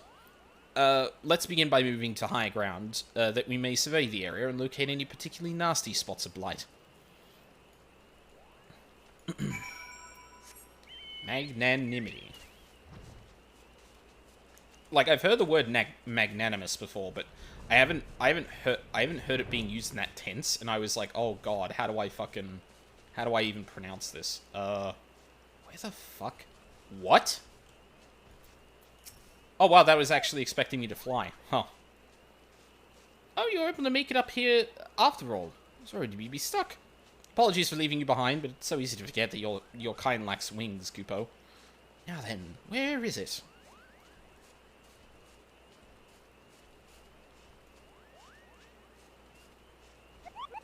There, to the south. Let us cleanse that festering taint at once.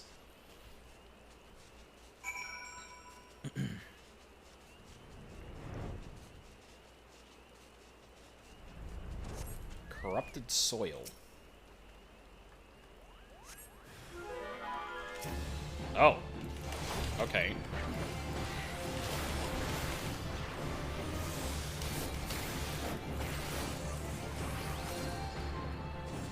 Oh, that's right. They also changed how Confidia worked as well. I keep forgetting that.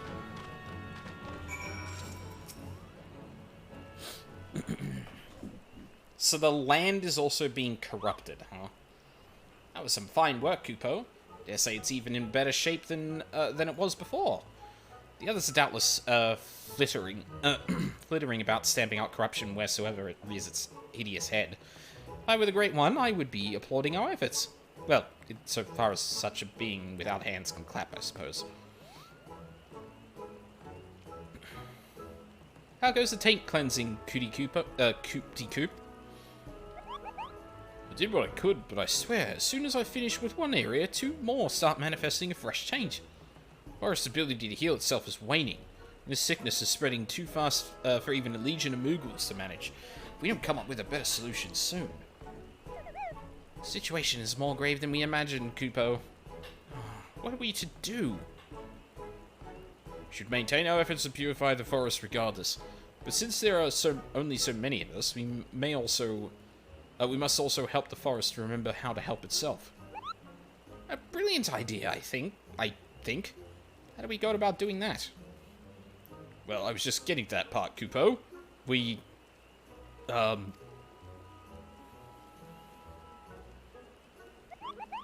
I've got it. We perform the friending. The friending? What in the name of good Kupo, good King Moogle 12th, may he shower us with love and compassion and Kupo nuts is that? Truth be told, I couldn't remember the ancient rite's name, so I just made up something on the spot, Kupo. But let's forget about that for now and move on to the stuff I do remember. It's an old ceremony, first performed when the nation of Gridania was but a spark of an idea of a random thought in its founders' heads. They knew that if they were to establish a home within the Twelveswood, that they would first have to entreat the elementals for permission. Exhibit A. So Mage and their company found and cleansed a few sources of foul ether, planting a sapling in their place, and consecrated the soil with a prayer to show the forest the purity of their intentions. The elementals were so taken with this display that not only did they permit his people to settle within the forest, they also bestowed upon him their blessing as proof of their new covenant, Kupo. Oh, I remember now. Gridanians still honor the agreement to this day. For every tree that is cut down, a sapling is planted. So if we follow history's example, we can soothe the forest's pain and also nourish it with new life. That's right, Kupo.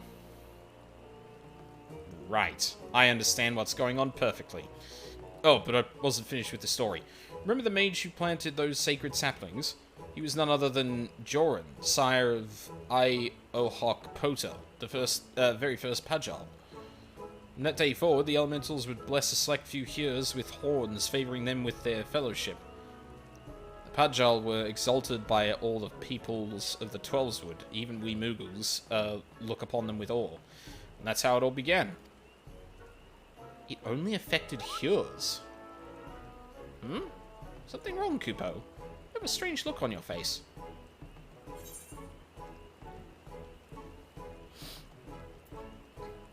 Yeah.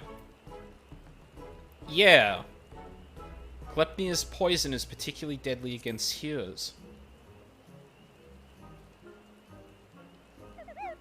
How dreadful, Kupo. What exactly are you saying? Well, the blasphemy might be a Pajal, and, you know... So the man you think may have become Glepnia was a Pajal stripped of his blessing, and the blasphemy kills with a poison that manifests symptoms that resemble those of the creeping death. I feel sorry for this Asura. Led the elementals only to be shunned by them. Be surrounded by the beauty of the Twelveswood and know that he was forever an outsider. All for a child's mistake. That's what I'm saying. Why are we the only people saying this? That despair could easily have caused him to turn. This poison that preys upon those who bear the 12's blessing, the Hures, just like the creeping death once did, might be another manifestation of that despair. Uh-huh. That would explain the elemental's unease, Kupo. We must redouble our efforts to plant saplings, or they might never speak to us again. Indeed. Well, first things first, we must gather as many saplings as we can. Aldine, wait for us at Ada's nest and make ready for a long and back-breaking day. Oh. Thought I was going to get hit by tank busters, but now I'm doing manual labor for Moogles. Heck. Alright, I'm going to take a break once I get back to...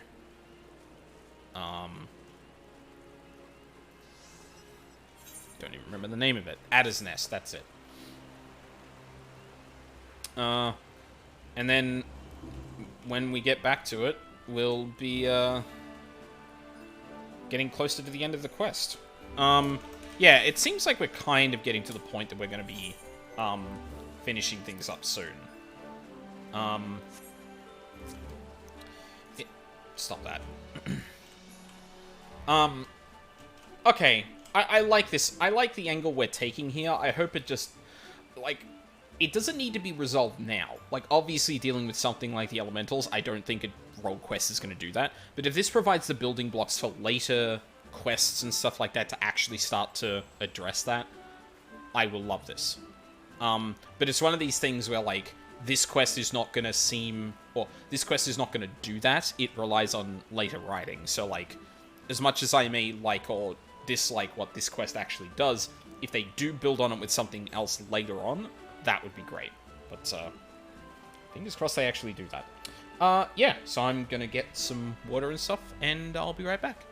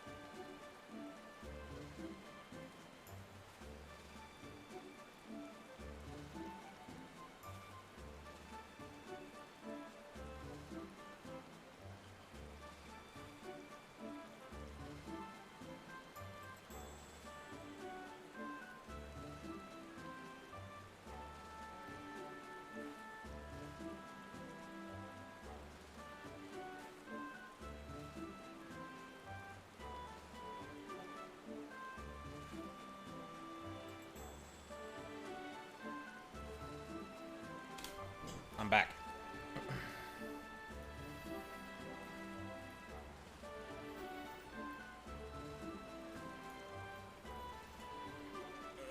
Okay.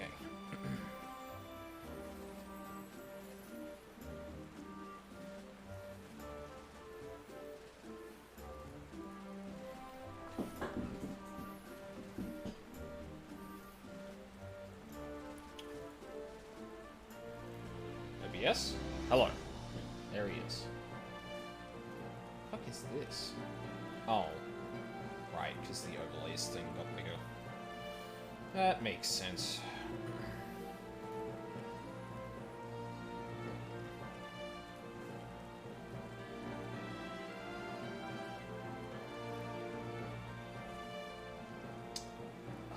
I should probably separate some of those out. I've let my OBS sources and scene sorting and categorizing kind of fall off since I added some more stuff for like Discord and stuff like that. So I'm getting some weird like spacing issue, or I'm getting some weird like mouse over issues with some of them. All right, more of this. Hopefully we finish this and we can start on maybe the healer one. That'd be cool. Welcome back, Aldine. Do the Moogles have any insight into our problems? Reenactment of the ceremony which laid the foundation of Gridania. A fitting plan, given the gravity of the threat our nation now faces. As ever, there is much work to be done before we can even begin. While the Moogles gather saplings, we must continue to scour the Twelveswood for new beasts that must be purged.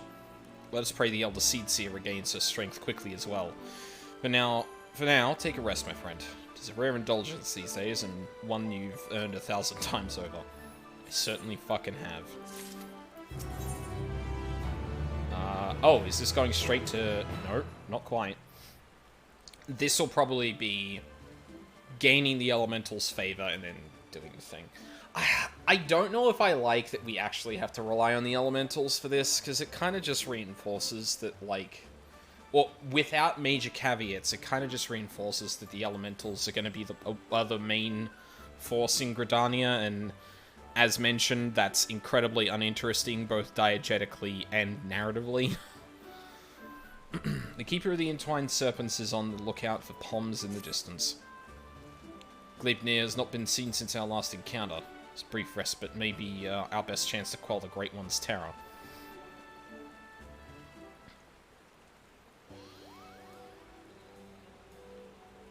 Make way for the saplings, Kupo! We've had plenty of practice cultivating our gardens, so selecting the most robust ones was a simple matter. That was the hardest work, so you can help us with the easy part. You see a spot of corruption, cleanse the taint and plant the sapling in its place, Kupo. Do it enough times that the Great One is sure to understand that we're doing all we can to heal the forest, which ought to brighten its mood. We'll see to the East Shroud. You should have no trouble taking care of the rest, Kupo. Your efforts are much appreciated. We'll begin without further delay.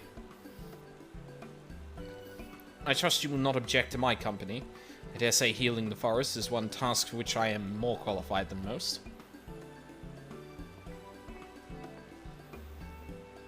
Elder Seedseer, are you well enough to leave the city? I should like to think I have been for some time. In any event, Isumi has finally grown tired of my objections and ceased his attempts to detain me further. Allow me to be the one to consecrate the saplings. It would be an honor to offer words of thanks to the forest for its bounty. Please do, Kupo. A prayer from the Elder Seedseer herself will surely hasten their growth from tiny sapling to towering tree. Such is my hope. As Joran did before me, I shall approach the Great One in friendship, that it might see through the veil of fear that blinds it, and remember our covenant.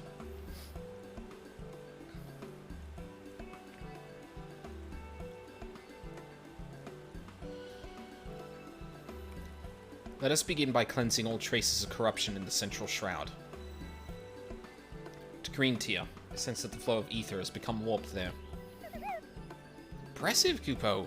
Even my keen eyes could spot corruption from such a distance. It is but one of my many talents I owe to the elementals. Well then, shall we be on our way? Like, I do want to talk a little bit more about the elementals just for a second, because I feel like the way, like, I talk negatively about them in terms of narrative, because there seems to be a lot that's just like, well, the elementals said so, and we've hand-waved it as a result, which fucking sucks. And as long as they keep doing that in the story, I think it's shit. But I don't necessarily, like, dislike the whole implication about, like, looking after the land and all that stuff, because the plant, you know, chop down a tree, plant a tree thing very much has an environmentalist bent to it, and especially considering where ARR came from, you could definitely interpret a lot of the, like, stealing ether from the land as, like, commentary on, like, humans' relationships with the land and how it is often exploited by people, and, you know, we should be taking more care of it. And the Greenswood is, the 12swood is a good way to kind of embody that, even in the elementals.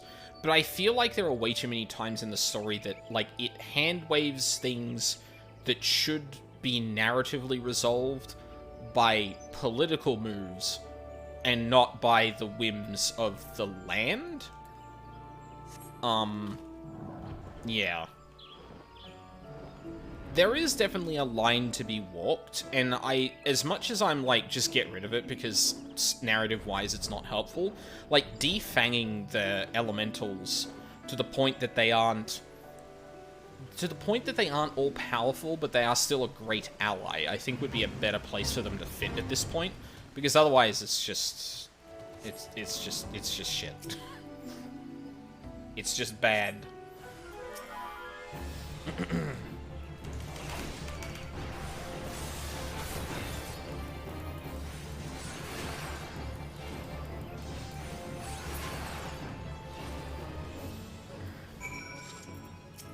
I did it.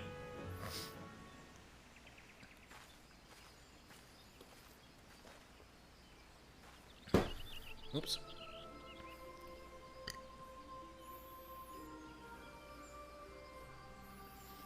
In gratitude for your boundless blessings, do I offer this gift. May it nourish you as you nourish us.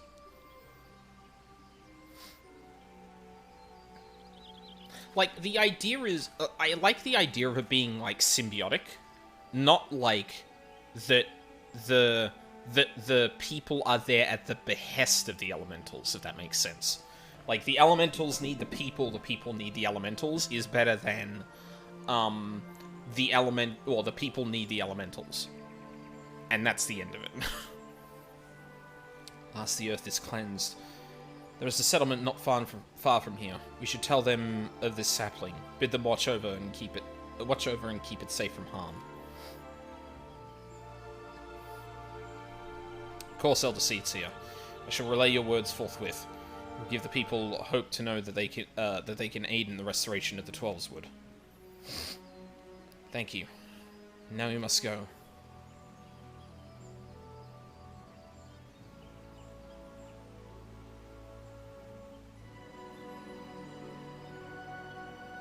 Spain.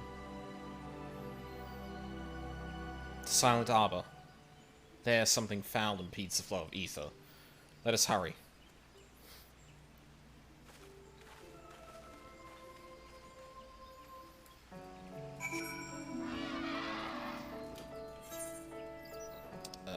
Where is Silent Arbor? Long ways away.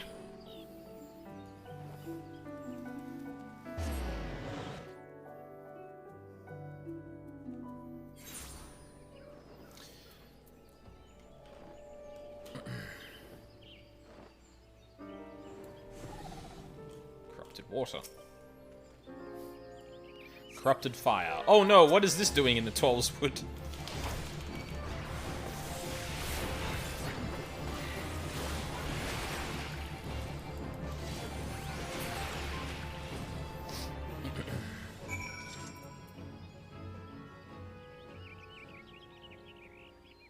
God, those hit hard.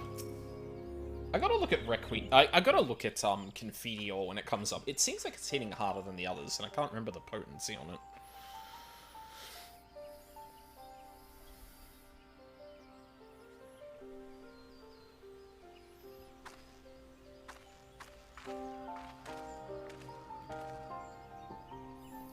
The injury has begun to heal, and our next destination lies to the north.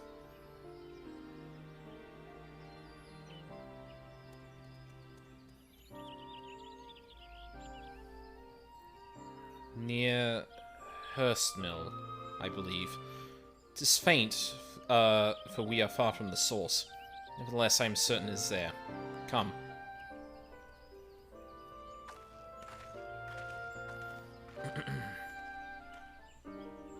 Soon, rabbit quests. Is the, are their quests... They're not gatherer, they're, oh my god. They're crafting quests, right? Crafting tribe quests? I actually can't remember. I should have paid attention to that.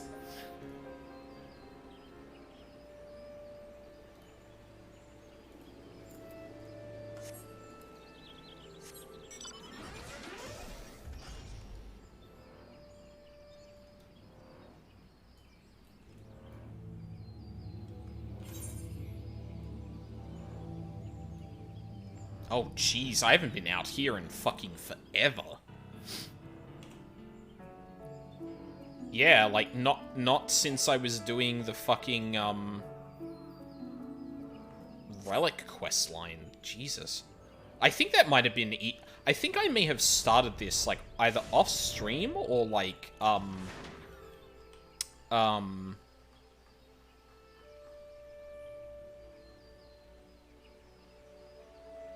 Shit, for a second I thought that was a unique face model.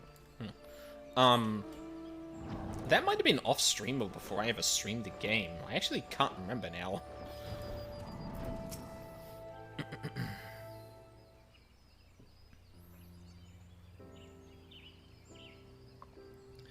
It's fortunate that the corruption here is faint. A simple prayer should suffice to cleanse the soil, after which we may plant the sapling.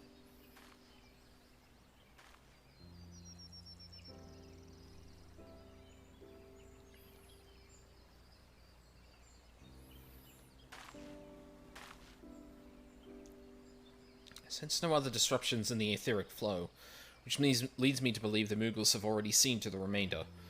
Indeed, the Twelves would sighs with a contentment I have not felt in a long while. But will it serve to placate the Great One, I cannot say. Not until we visit the Guardian Tree. Hi. Excuse me, but you're the Elder Seedseer, aren't you? Brings you all the way out to our village. Corruption that had upset the balance of ether, but that we have since cleansed with prayer and saplings. Thus has the Twelves would reclaimed a measure of peace. You've been planting trees. We have. The elementals have suffered much of late, and with these offerings we endeavour to raise their spirits. Elder Seedseer, I've got to protest. What of your people's spirits? We who dread every step we must take out of doors. What? A terrible monster is still out there, preying upon innocent folk without rhyme or reason. If it doesn't strike us dead where we stand, its poison will finish the job. I know that you are afraid, that you and yours suffer still. However, 'tis under the auspices of the elementals that we may call the Twelveswood home, and they too cry out for deliverance. Even the Great One quakes with fear for the blasphemy's continued existence. To ignore their plight is to invite great tragedy for us all. Rest assured, however, that I have not forgotten the needs of the people. We bring comfort to the elementals and renew our sacred ties, that we might enlist the aid of the Great One in combating Gridania and the suffocating despair it spreads. So I pray you continue to put your faith in our guardians, and in me.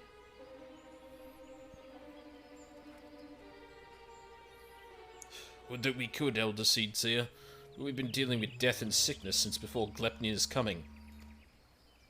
They say the creeping death's nothing to fear these days, but we know better. One of ours caught it not long ago.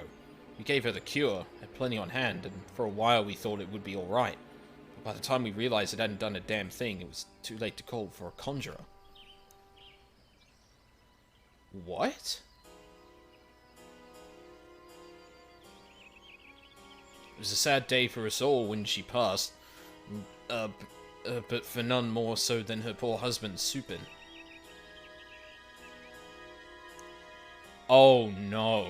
He was beside himself with grief. And who could blame him?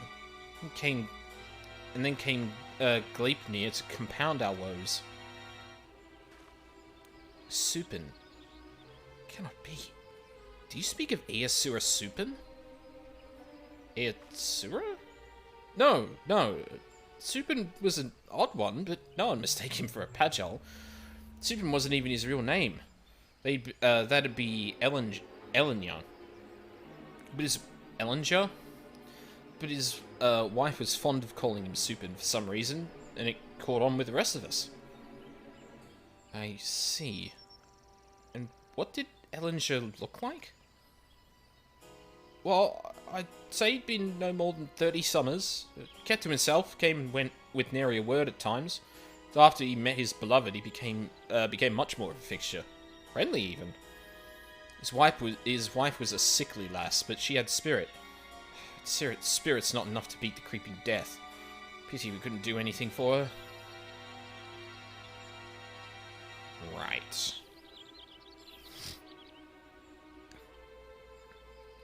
Finally made a new life for himself here. Thank you for recounting Elengia's story. Sad though it was, it helped me to better understand how much you have all suffered. I promise that you will have cause to celebrate soon. Until then, I implore you again to place your faith in the elementals, and in me. Together we shall overcome the crisis.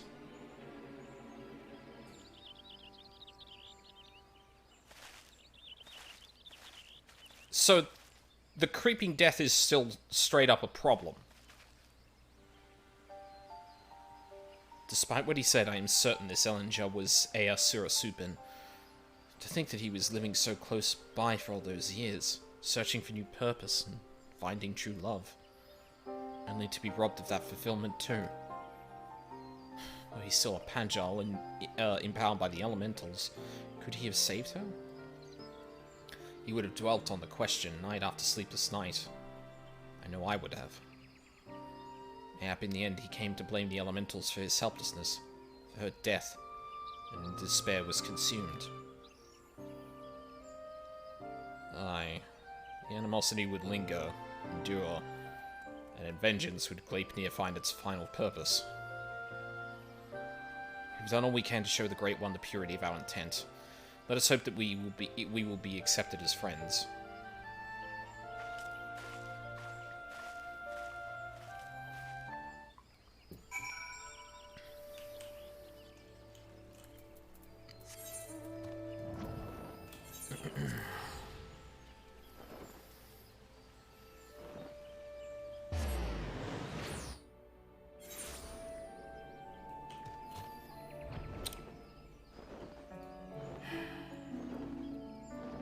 I'm gonna hold my tongue until the rest of this plays out.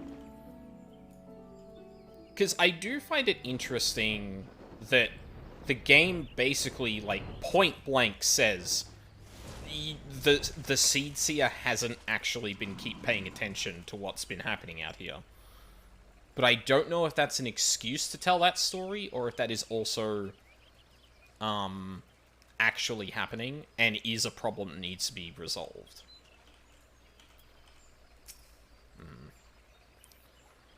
Suffering was Easura's constant companion. Nay, it still is. For his sake and ours, we must deliver in peace. Our supplications cannot have escaped the Great One's notice. May it be enough to receive an audience.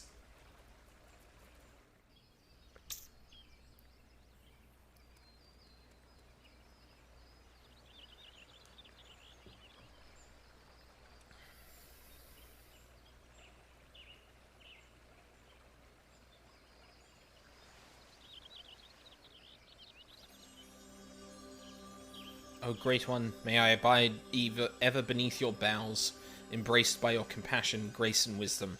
Bestill the fear within your heart, and know that I am your faithful servant.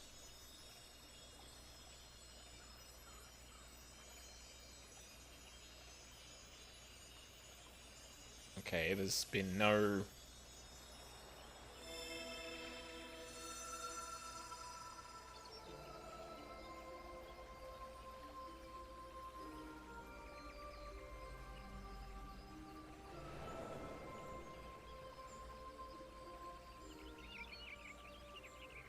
all feeling,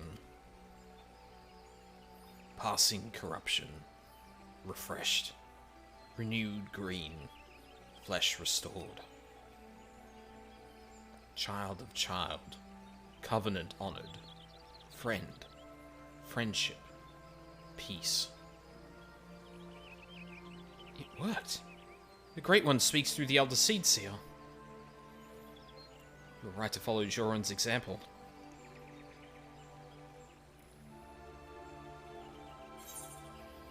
Corruption is but one aspect of a greater threat.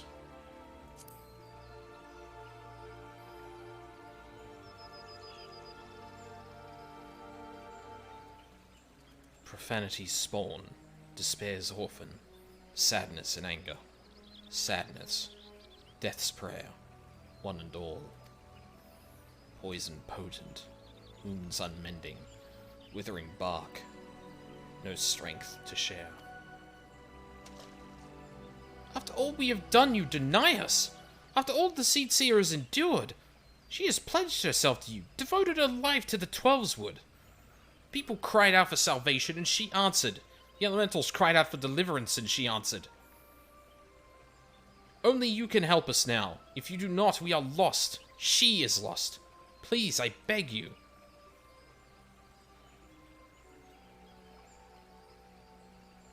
We beg you.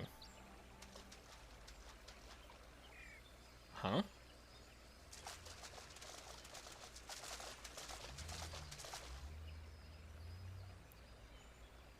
What? What are you doing here? We've been dependent on the Seed Seers all our lives, blaming them whenever something goes wrong, without ever considering what we might do ourselves. Aye, but no longer. The Elder Seed Seer has gone to incredible lengths for her people, and so her people have come to return to favor. If her plea alone is not convincing enough, then we will raise our voices in support. We couldn't let them make the journey without protection. That, and we couldn't let them put us to shame. We too have come to stand with the Elder Seed Seer and beseech the Great One for aid. We all want the same thing, don't we? Peace restored to the forest. So please, share what you can, however little. Do not forsake us. Do not forsake her.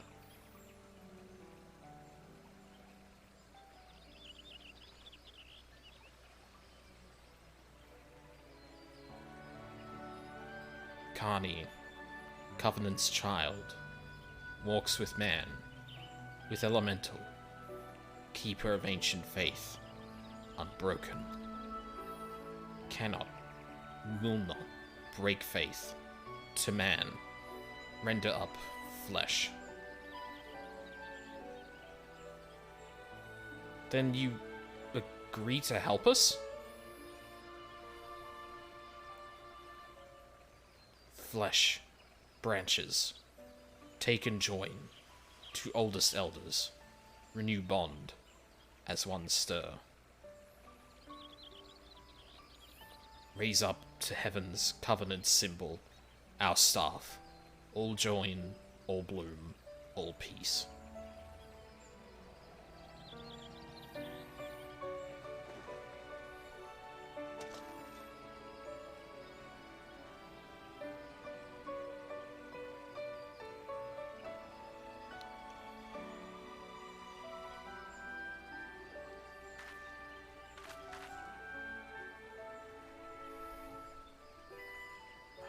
My duty weighed heavy on my heart. So heavy that at times I scarce remembered to breathe. Days and nights I worried that I would be found wanting. but by your faith and trust has the path forward been revealed to us. You came hither united in purpose and bared your hearts before the Great One. Nay, Gridania is forever in your debt.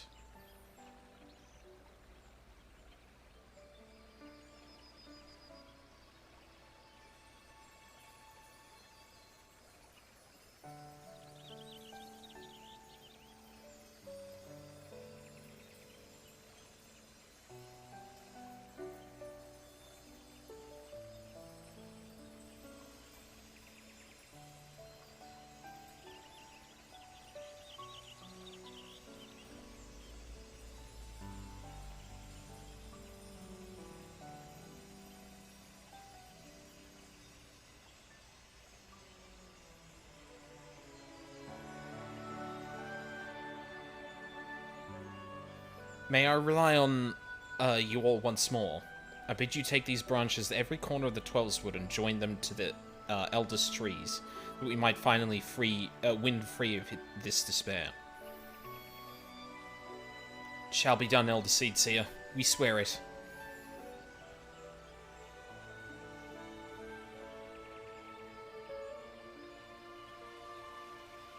Once the trees have been bound together in spirit, I shall carry out the Great One's final instruction, and cast its cleansing power all across the Twelveswood. Yet I must remind you, my friends, that Glepnir still stalks the forest. It will not remain idle. It will attempt to stop us. Go with hope in your hearts, but do not lose sight of the danger.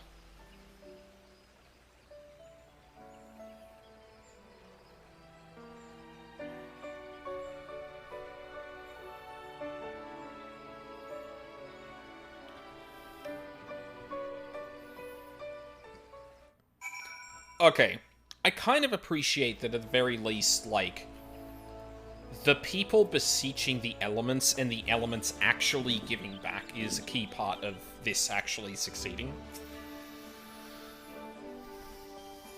Still a bit tepid on it, but I'm still waiting for a desperate fight in Kani Center to just roll up and pull out a nuke or something. It's been a running joke in my friend group that she's secretly the strongest leader. See, I'm worried about a day that would happen because, like, that would prove everything right, that would prove me right about everything to do with the fucking elementals as just a get out of narrative free card. Like, they cause problems that can't be resolved, and they also resolve things that shouldn't be resolved so easily. That is actually the worst position for them to be presented in.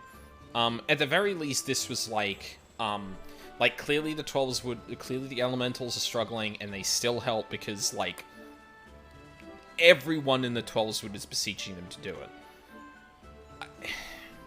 I still don't really like it, but I think I need to see the rest of this to actually make a judgment call on it, but yeah, so far, okay, there's, decent stuff here. There's decent stuff to think about as well.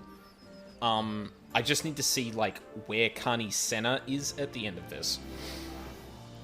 I admit for a moment I thought it wouldn't work. The Elder Seedseer moved not only the hearts of the people, but that of the forest itself. Final task appears to be a bit more complicated than the Great One made it sound, and so she must scour the ancient texts before the time comes. Consult with the Seedseer Council to make sure all goes according to plan. Just as well, we still need to wait until the others have joined the Great One's branches to the many trees scattered throughout the Twelveswood. Then, of course, there is the matter of Glepnir. He will not go peacefully as we work to hasten his demise. When he comes, we must be ready. Path unveiled. Keeper of the Intertwined Serpent is pleased to see you. Like, even the descriptions are, like, really... It's always saying Keeper of the Intertwined Serpents. Like, I don't know, there's something about even the descriptions of these quests that's a bit dull. If I'm being honest. Impeccable timing as always, Aldine. But moments ago, the Elder Seedseer sent word to go and fetch you. Oh? Oh, Jesus. She's already on her way, and we'll explain everything when she arrives.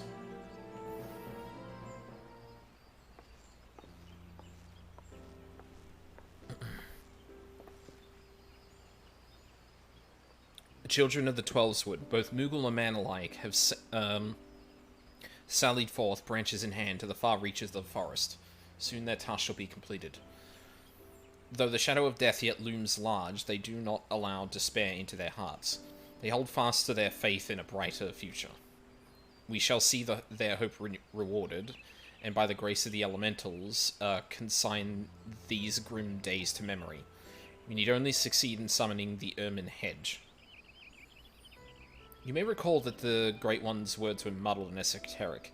I believe it was an instruction to carry out this esoteric ceremony in order to expunge the corruption befouling the forest, that the once tainted earth may begin to mend. For you see, when the Ermine Hedge last was formed, it was to protect the Twelveswood from threats without. The Great One acted as a guardian, bracing the woods to shield them as a father would his child. On this occasion, however, we call upon it to nourish and revitalize, as a mother nurses her child to make them strong against sickness. In channeling the power of the elementals in this way, we can stem the spread of Gleipnir's poison, and the scars of its passing will finally heal. At least that was what the Great One intended to say, I believe. Seedseer Council agrees with my interpretation, has permitted me to perform the ceremony. Okay. I have in my possession a single branch, the final one to be attached to the eldest tree of the Twelveswood. For all that you have done to aid us thus far, I ask you accept this honor. You better to set the final stone in this new foundation for everlasting peace. You who have sacrificed so much for the sake of others. If we had even a sliver of your courage, we could move mountains. No, that's Ray's job. She's the one that moves mountains. Thank you, my friend. We will find the tree of which I spoke in front of the Leatherworkers Guild. Let us depart.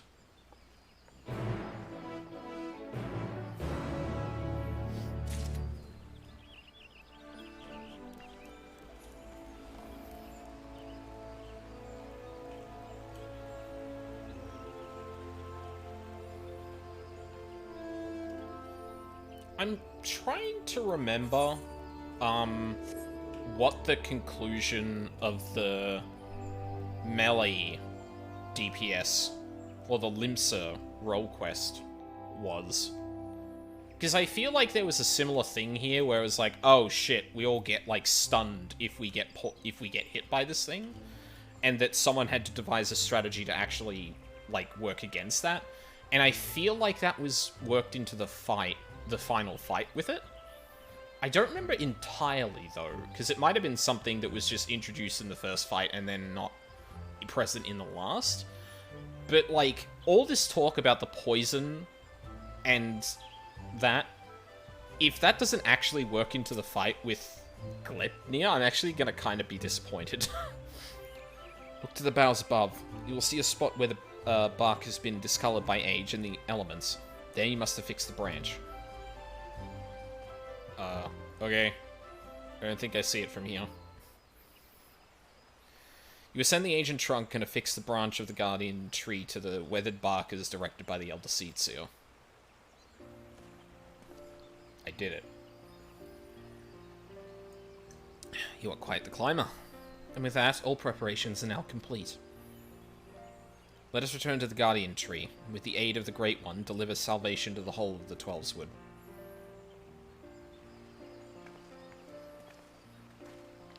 Because, like, I feel like it would have been a lot more... I feel like it would be a lot more thematically appropriate if... Especially for, like, a tank role quest. For, like, okay, the elements can help us, but they're not helping us much. They can provide part of this... They can provide, like, the solution to part of this problem, but we've got to figure out another solution for the rest of it, right? Like, they can... I don't know. Like, they can lessen the pain, but it still needs to be managed, right? So, like, then you have, like, this whole tank swap thing happening with an NPC or something like that. Like, that's how... Like, if you told me tank poison situation, that would probably be it. Stacking debuffs that you have to manage with someone else to kind of get through it. Like, that would be a decent challenge for that, right? But, like, I don't know how this is going to go, because it sounds like the poison is just not going to be present, which is a bit weird. If it is true, Aesura's lingering resentment for the elementals that drives the blasphemy, if it is truly, yeah, then it will surely come. For the sake of the man he was, I must try to appeal to his reason. But should I fail, then we will have no recourse but to fight. Regardless, this day we shall bid farewell to Glepnir.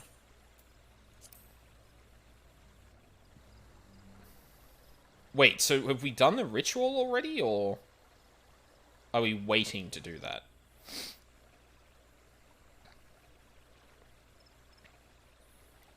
Oh, unless, like, Kani Senna's gonna, like, channel the power of the elementals during the fight, which, through the branches of the Guardian Tree, the 12 would has become as one. In summoning the Ermin Hedge, every elm of these sacred lands will be imbued with the Great One's nourishing aether.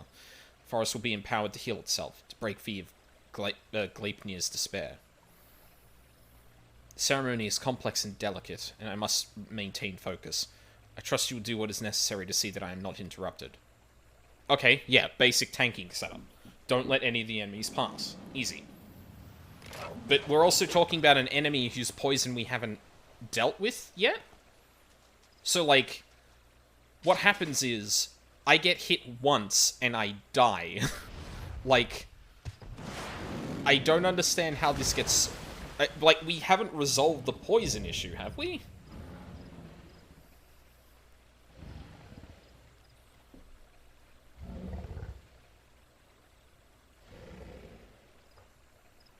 The elemental's so deserving of your scorn. Yes. Do you hate me too for my horns? I knew a boy once, a boy who called them gifts, symbols of the blessings we resolved to share with the world. Yet the beast before me now brings naught but misery and death, marks its victims with chains to bind and condemn, to share in its suffering. I was not there for you then, but I am here for you now, to unmake what you have become. I shall begin the ceremony. Stand fast and remember what we fight for.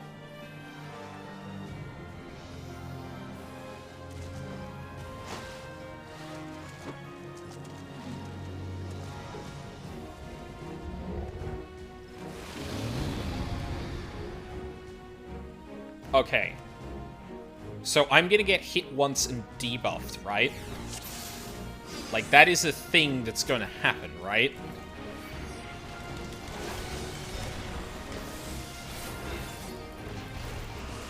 Okay, the summoning hasn't happened yet, sure.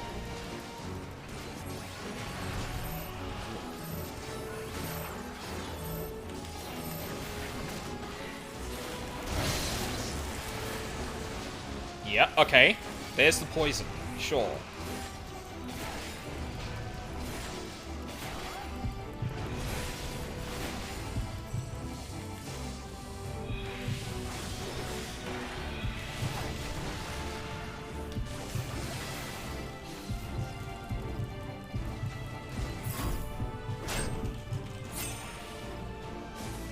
Are you fucking serious?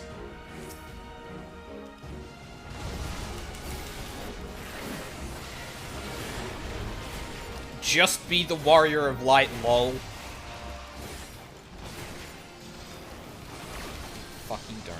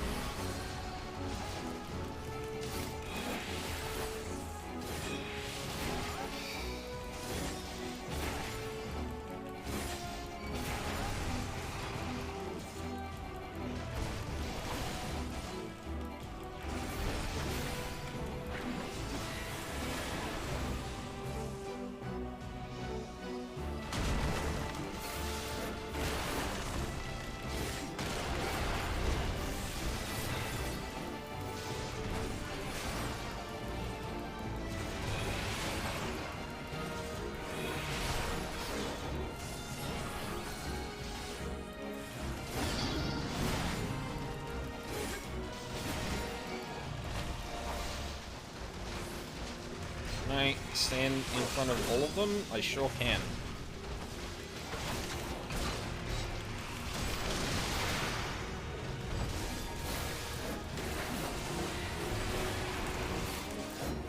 That's the first tank thing I've had to do this entire fight.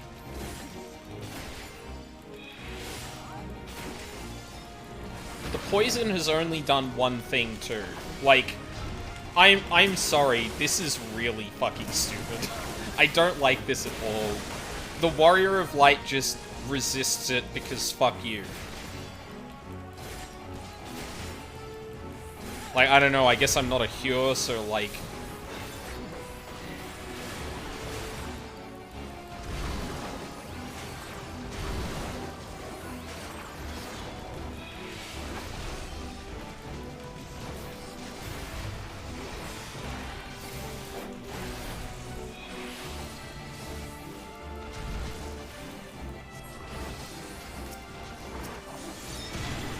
Now we're talking.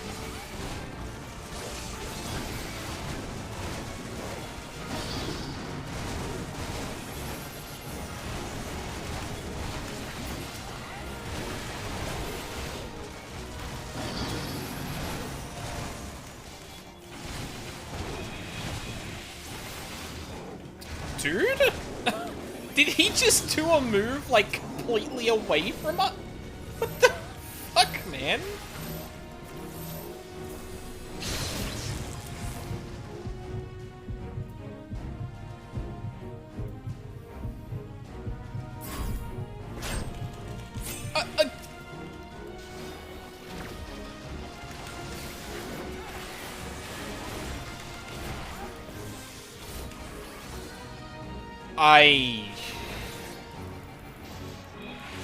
I don't like this.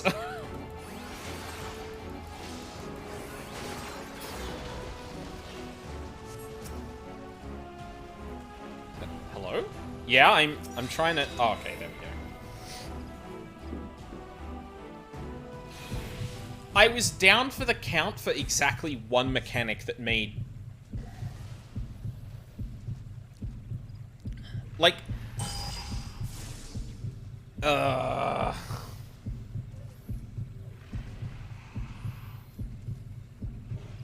By the grace of the elementals!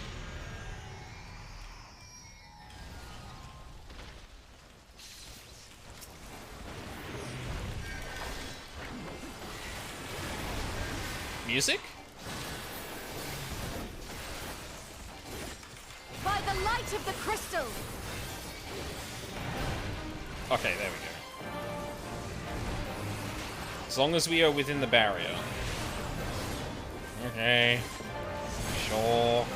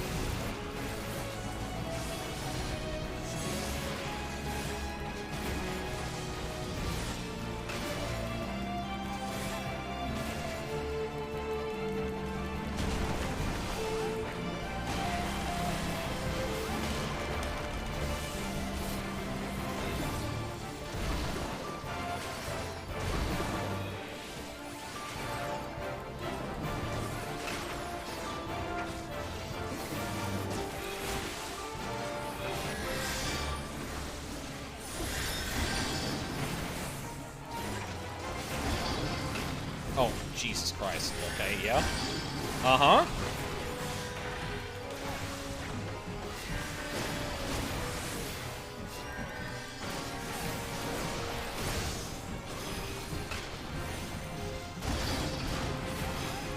Be gone with you!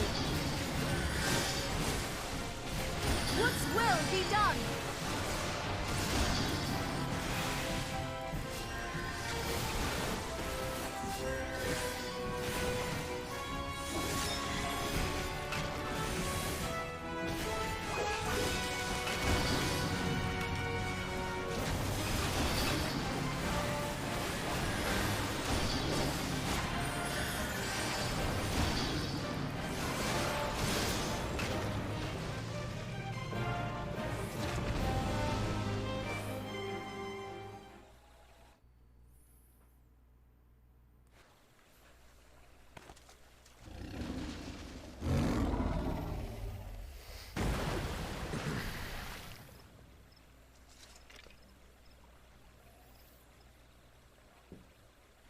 sacred soil and azure skies, may your compassion flow, and swell to banish the darkness.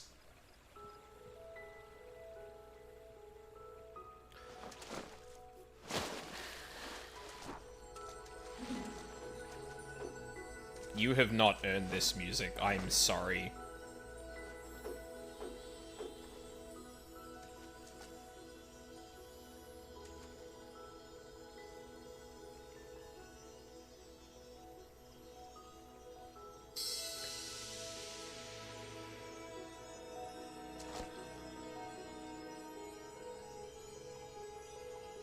Receding terror, blissful quiet.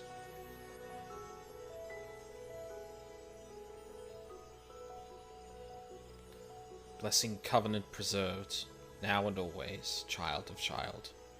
Honor and gratitude unending.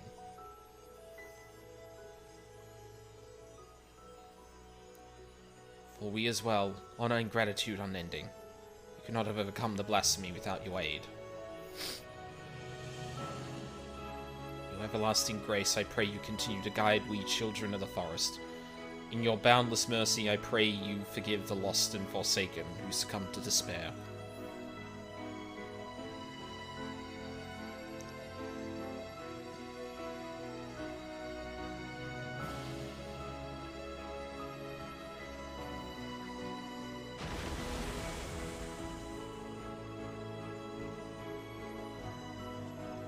To you, my dear Iasura, I promise I shall never forget your words of wisdom. Ours is indeed a gift and a blessing, and duty to our people I will uphold. Till my final breath. This I swear.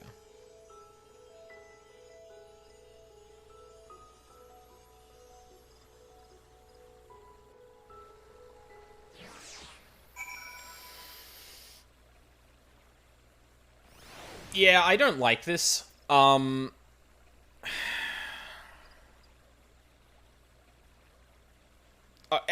Okay, let me let it play out at the very least. You know, the Seedseer's childhood friend suffered too much tragedy in his life. Of that there can be no doubt. But with his passing, he and the realm may once know peace. And we may finally begin to mourn the innocents lost to his rage. Thank you, Aldine. Great cleansing could not have succeeded without you. The blight has been purged, and the blasphemous beast which bore it laid low. The secret wood that once held its breath in fear now breathes a long sigh of relief. I must return to Gridania and my regular duties as Elder Seedseer, but I should be glad if you could call upon me there. That is, if I may impose upon you one more time. Thank you. Promise not to detain you at length. Let us meet again at the Lotus Stand. Okay, I'm gonna give this Carney Center's, like, last little goodbye here. But I will say I think this can be a great starting point to look at other things. I do not like how this was wrapped up, like, narratively.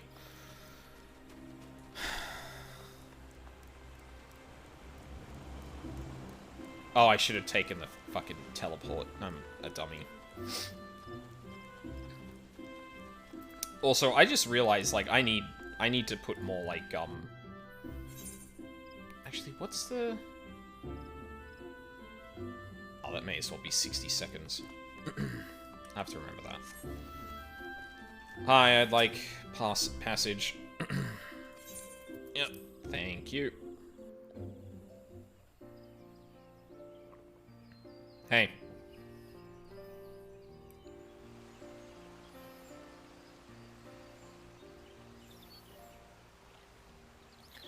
Great One's ether flows all throughout the Twelveswood, purging the last vestiges of Gleipnir's poison. The surviving wounded are no longer in danger, and have begun to recover at long last.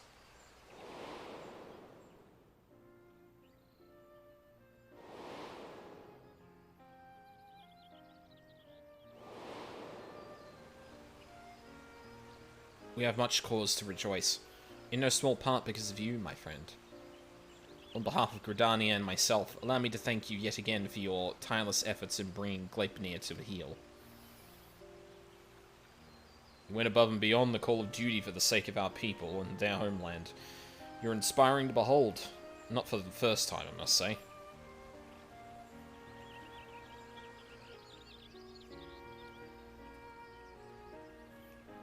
Forgive me, Elder Seedseer, but with this crisis behind us, I would suggest a new course of action.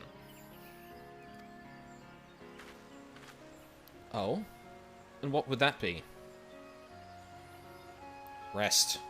In all our time together, I have never seen you so hard-pressed. Surely you are weary and could benefit from a brief respite.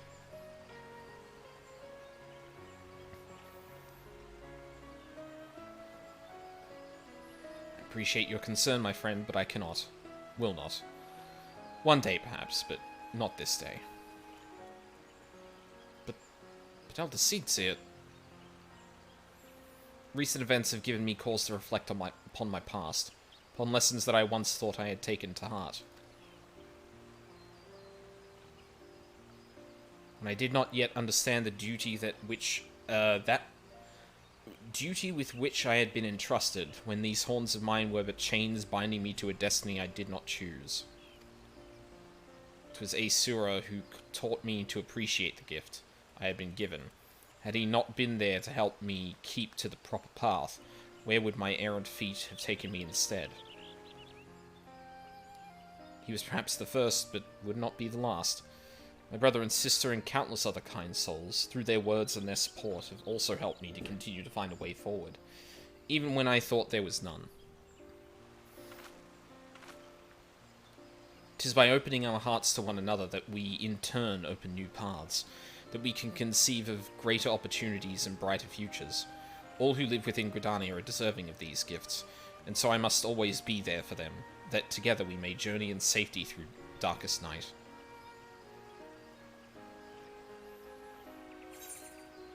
Tempted to live wild and free like an adventurer?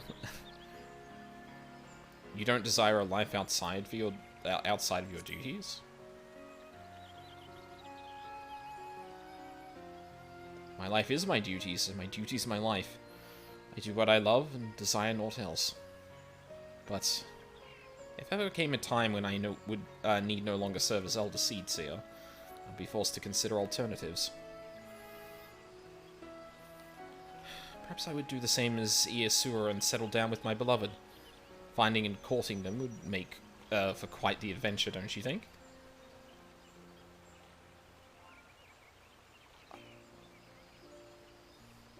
Regardless of what the future has in store, my present course is clear. So long as we Pajal serve as a bridge between man and elemental, Gridania can weather any storm. And so I will continue to walk hand in hand with my people and my patrons, along a path that we discover together.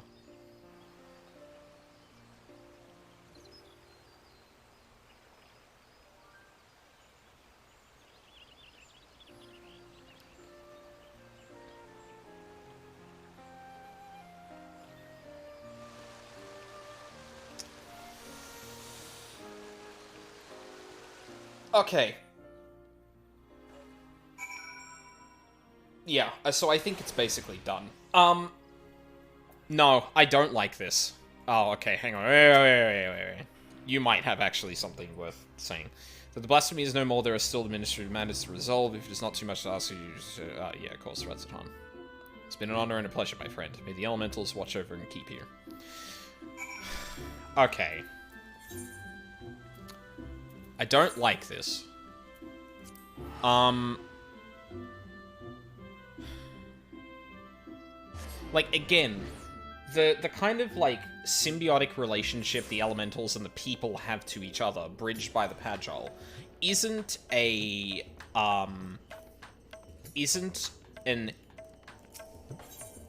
bad idea for a narrative. But once again, this is a situation that was inflamed and even caused by the elements. Like, they stripped a child of his gift, which, like, from the accounts of the people we met, sent him into, like, not despair, but definitely, like, removed goal from him. And he wasn't really talkative with people until he found someone he loved and could dedicate his life to. And there is the whole creeping death thing. Now, I need to look into it further to see, like, you know, What are the origins of that? Is that meant to be sort of,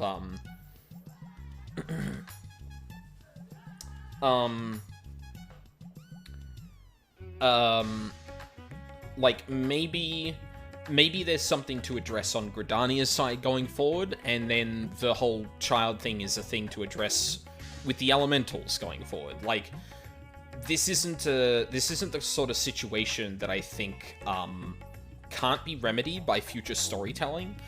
And I wouldn't expect something like the city-state's problems to be resolved in this job quest. Maybe looked at and examined. Clearly there's a whole thing with the creeping death still lingering that's a weird thing. Whether that, and it's gone unnoticed apparently, which I would say is a big problem, could point to some things in the future where Gridania, like, kind of grows. That being said, I think there is a much more immediate problem, and again, it's with the elementals, and I don't like how they presented the way of mending the relationship with the elementals. Again, the elementals are unquestionable and need to be bought over. And this isn't the sort of situation where it's like the monetarists, where there is a clear, where there is a human, clear thing to it. It is just, the elementals are the elementals, and we have to obey them. And when they go out on a whim and ruin people's lives ruin a child's life for no fucking reason, I'm sorry, but that doesn't exactly paint the elementals in a good light, and the fact that only the Moogles bring up, like, wow, that's kind of shit of them, and then it never comes up again, like, Kani Senna doesn't think about what happened as, like, a thing the elemental, like, the thing is, the elementals seem beyond reproach, and I don't like that.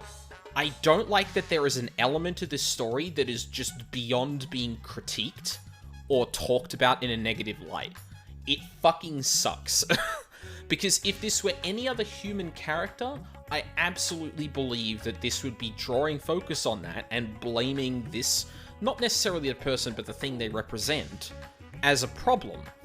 But the thing is that the thing that instigated this whole thing was the elements acting on a whim. And the thing Kani Senna seems to take away from that is, well, I guess I should walk the right path to make sure people are good. Or make sure people are happy and the elements are happy. Like, it's just placation to this thing you can't possibly... Like, what else are you supposed to do? Of course you're supposed to placate the elementals. If you disagree with them, you get fucked. And I think it is kind of represented in that fight, honestly. I'm not really a fan of how they executed it mechanically. I really wish it was actually like putting you in worse scenarios as a tank, so you had to mitt before you would collapse, so you didn't take massive damage. Like, I don't like that we just kind of fought out of it immediately. Because at least the way people have talked about the poison, it seemed to be a lot more potent than that. And I guess particularly against Hyur, but we had Hyur in the thing, and he was just pushing out of it.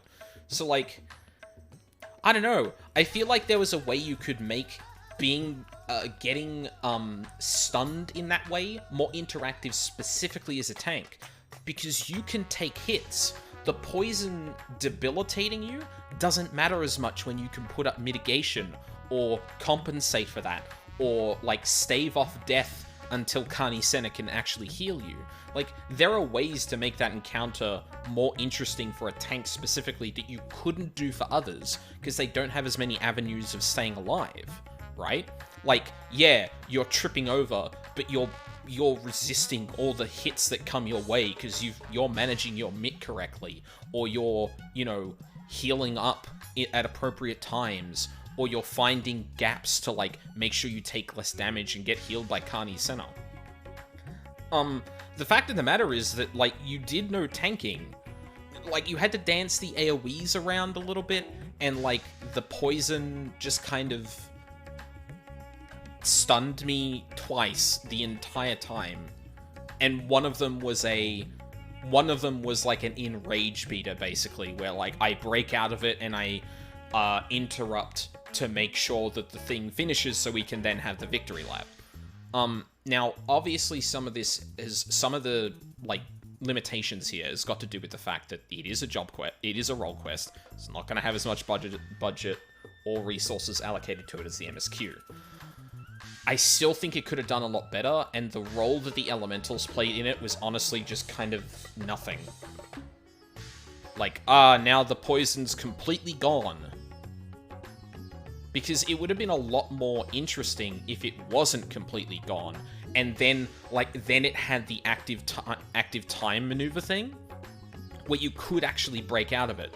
The poison was still a problem, but now you had choices. You could either mid it, because you can still see it coming, or you can take your chance with dancing out of it after an active time maneuver.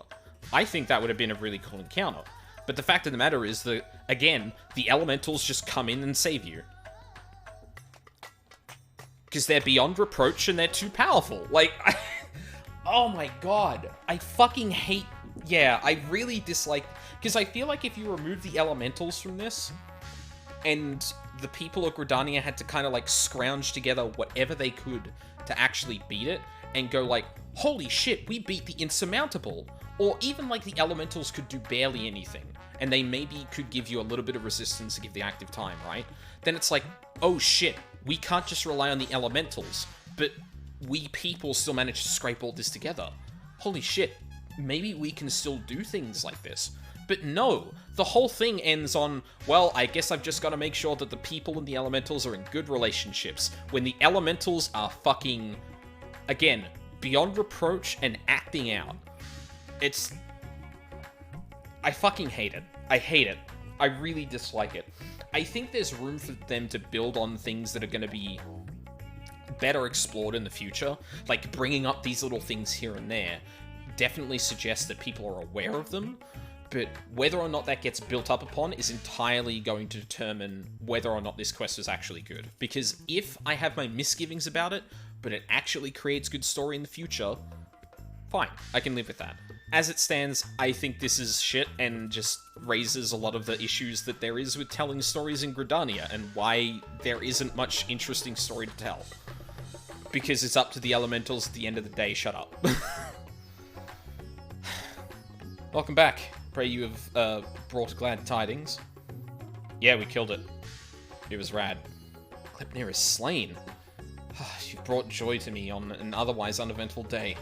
Of course, I had complete faith in your success, but I had begun to worry ever so slightly when you did not return as quickly as I anticipated. I did this in like a day, dude. Shall report your success to the envoys at once. If we have further need of you, I pray you'll answer the call. Thank. You can now dye the job-specific gear for level 90 tanks. Yippee! Alright, we've got time. We'll start the Alamegan one. Why not? I might not get too far through it, but we'll at least have a little squiz at what's going on. Oh, I like the characters that are here.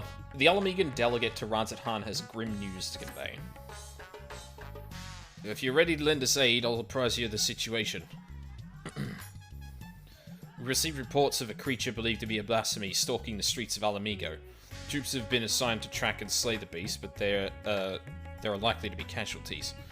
With most of our healers posted elsewhere, we had thought to petition you for aid. I'd be glad to help. Sounds like you need better soldiers, not more healers, but if I must... Oh, Jesus. Once again, we're in your debt. We shall inform Commander Aldin forthwith. My comrades in the Immortal Flames will be glad to have you watching over them. You see, as there have been no sightings of any blasphemies in our lands, we have joined our Alamegan allies in their hunt for the fiend. Trouble is, the majority of our own healers are working day and night to treat the tempered Imperials captured in Pagothan. For that reason, we too will be glad of your help. Your presence alone will be of great comfort to the troops, I'm sure. As time is of the essence, I ask that you make your way to the Alamegan Quarter and report for duty. Commander Aldin is overseeing the hunt, and he will explain all upon your arrival. May Ralga grant you strength. Now, I think it would be remiss of me to not, like, talk about, like, how the DPS quests didn't do stuff that was as interesting as I thought the tank one could do. But I think that's specifically because, like,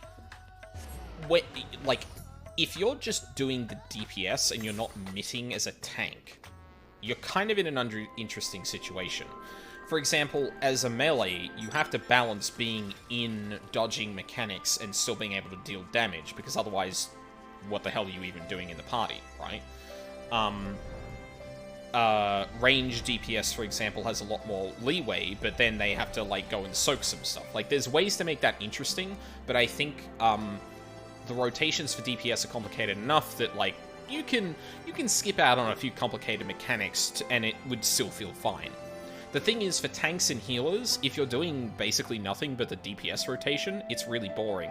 So when it doesn't have those interesting mechanics there, like, the encounter is bland. Like, the only thing, tank-wise, I had to do in that fight was stand on an AoE marker, which everyone has to do anyway, and move out of AoEs, which obviously was directed at the tank, but people kind of have to do that anyway. Again, I feel like there was a lot of room there to fit in the mitigation pattern you might need that, like, could actually test you a little bit as a tank, but yeah, we didn't really get that. Maybe you have something to make this questline better. Me, during Paladin's 50 to 60 questline, try the entire questline. The entire Paladin questline is trash, I'm sorry. Like, and I should specify, the tank quest, the tank role quest here is not nearly as bad. I just think from, like, there's a lot of missed opportunities to really put Gridania in a good situation to build upon. And also that last encounter was kind of nothing, which is a bit of a shame.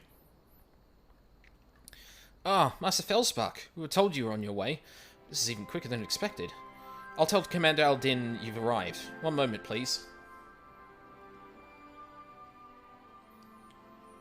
Well, I mean, they fucking ruined the Glad stuff, because, like, the one character they persisted through, or the two characters that they persisted 2 characters through that when they only should have persisted 1.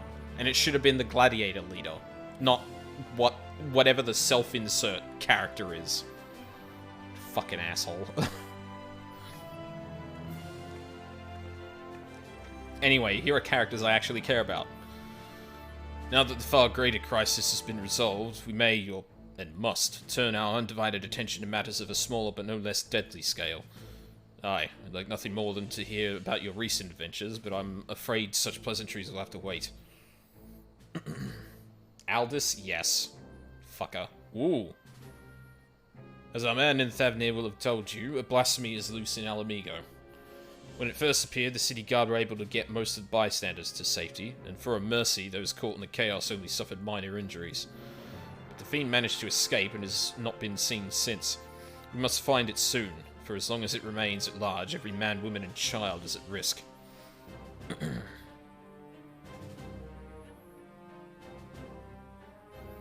As was the case in Thavnir, the blasphemy's very existence seems to spur the creation of lesser beasts. The longer it is allowed to roam free, the more tragedy our people will suffer. Be certain it's a blasphemy. Did anyone see the change take place?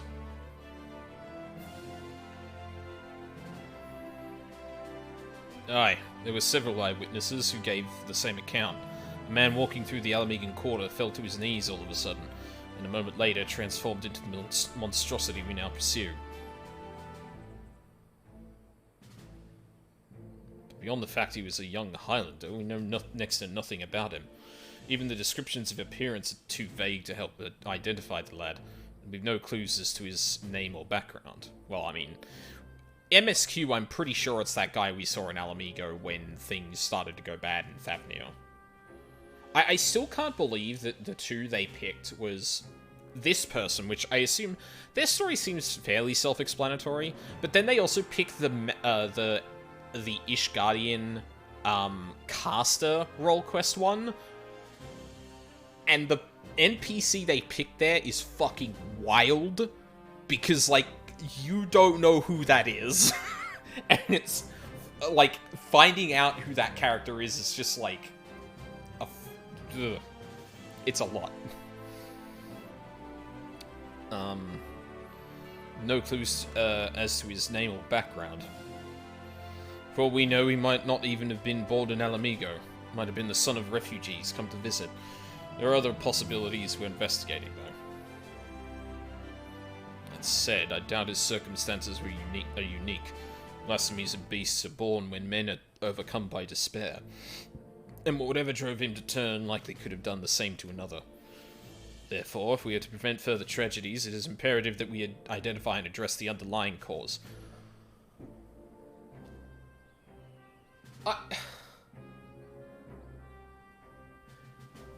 Hey, Raban, do you want to go have a talk with the Elder Seedseer for me?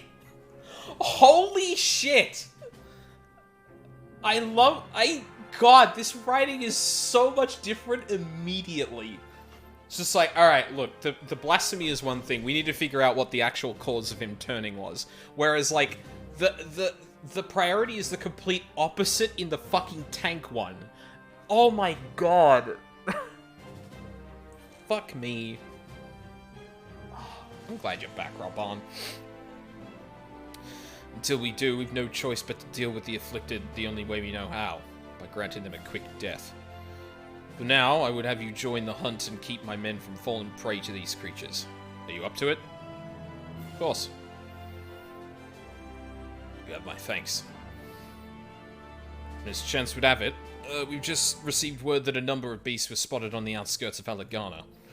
The troops stationed there have already put them down, but were wounded in the process.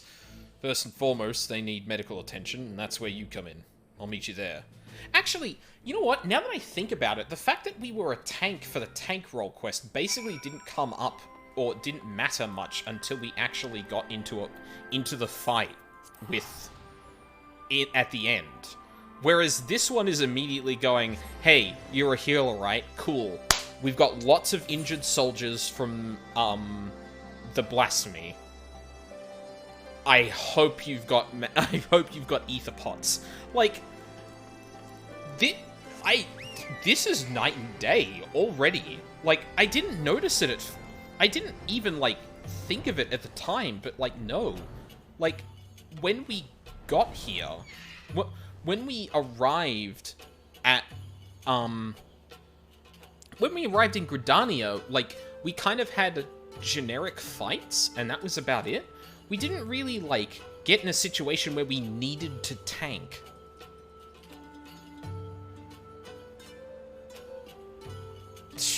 Okay, well... Ugh, it's my own damn fault for being so careless. What must Commander Aldin think of me? Alden? Knowing what they are, who they were, could any of us end up like that? Though the soldiers were able to lead the beasts away from the village and cull a lot of them, victory did not come easy. It's times like these that our lack of healers is most sorely felt. I dare say they've yet to receive any treatment at all. See to their wounds while I survey the area for any stragglers that may have escaped. Once I've completed my patrol, I'll head to the village to gather eyewitness reports. Look, words. Look for me thereafter.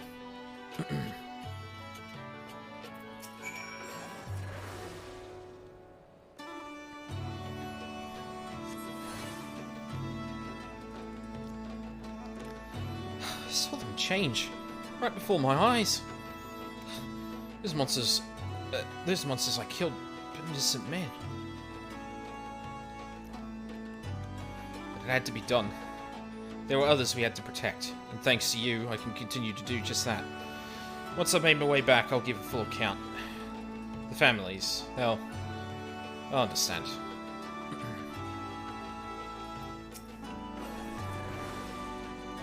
Is it a bit loud? Oh no, I can't. Fuck. I hit it to BGM 100 before I went on break before, and I didn't turn back. Gods be good, I feel reborn. Hold on. You're Aldine, aren't you? I can't believe it. You're the one who just inspired me to join the Resistance in the first place. Now you've come to save me in my hour of need. I'll never forget this. Thank you. Thank you.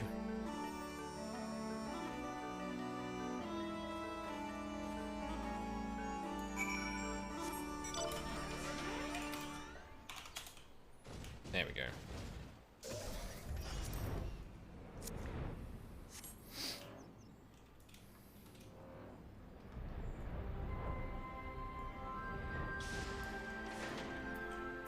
Oh, shit. It's good of you to come all this way. I never doubted for a moment that you wouldn't. Yeah, you know me too well.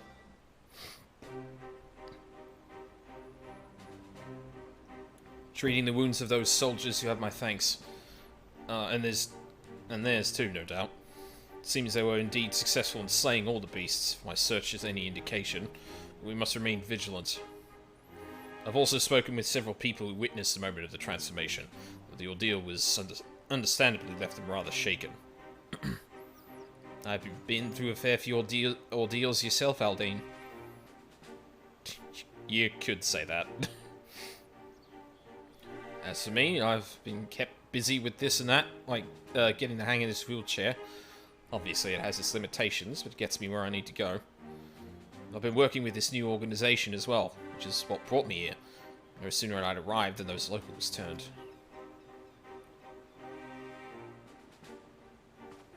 Ragnfred, I heard you were there when it happened. What can you tell us? The ones who underwent the change are the very people we were trying to help. Huh? Perhaps I should explain from the beginning. The meeting lease held in the Royal Palace marked a turning point for all of Gridania. It spurred us to open a dialogue with peoples and communities we otherwise would have shunned. But there's still so many problems to be addressed. Countless souls struggling to build new lives for themselves. I decided to form a volunteer group, the Silver Griffins. Our main concern is the welfare of Alamegans who sided with the Empire, for whatever reason, and helping them find their place in society. In particular, the surviving families of the Crania Lupi. Oh. You've changed your tune.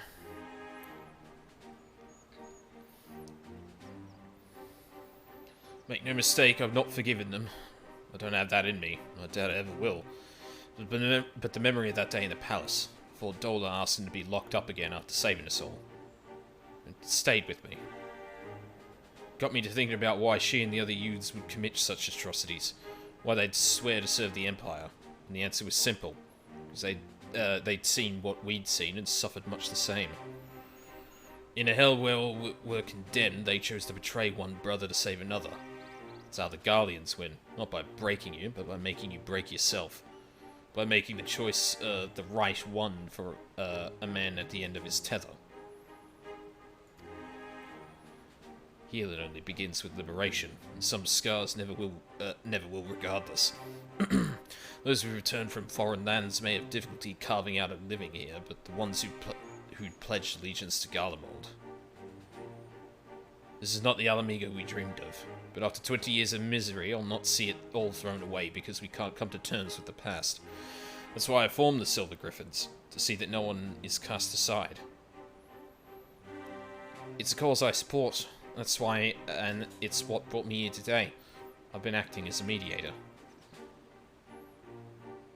Aye, and in a short time he's been with us, he's proven himself a natural. Despite our early successes, the families of the Skulls continue to refuse our help. I think I see where this is leading. They're the ones who turned, yes?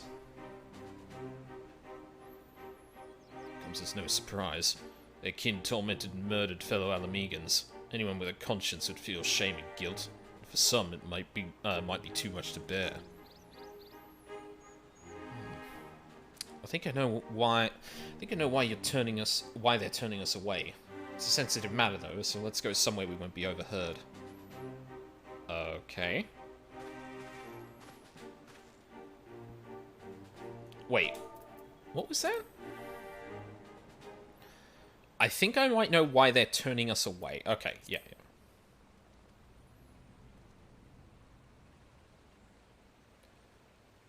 It's about one of the men who turned. I saw his memories. With the echo. Well, not to pretend I understand it, but tell us what you learned. Only caught a glimpse, but that was enough. It was during the occupation. A man raising his son. Only the two of them, but they were family. To keep his boy clothed and fed, he chose to side with the Empire. He knew what the others would say, but he did it anyway.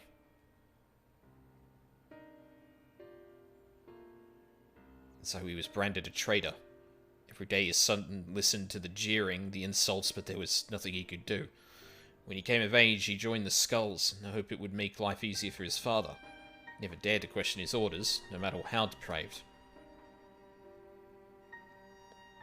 He died in the revolution, but not before killing his own countrymen.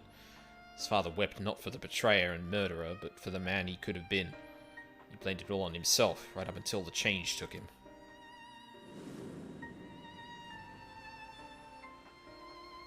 I can only pray he and his boy have finally found the peace they were denied in life. Alas, theirs is an all too familiar tale. They cannot forgive themselves, nor can they see how anyone else could.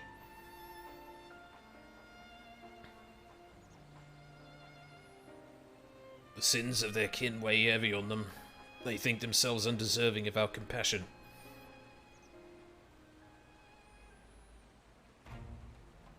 If they carry on like that, they'll turn into beasts. We've got to help them before it's too late. Growing up half Gallian in Alamigo, I know how it feels to be shunned and hated. To hate myself. But as long as we give ourselves and others a chance, we can change for the better. And while I might not be as clever or eloquent as someone like Alphino, I know I can make a difference. I might not quite be the swordsman I used to be, but I'm still a fighter at heart. And I owe it to Alba and Auli to make the most of this life so long as I've got it.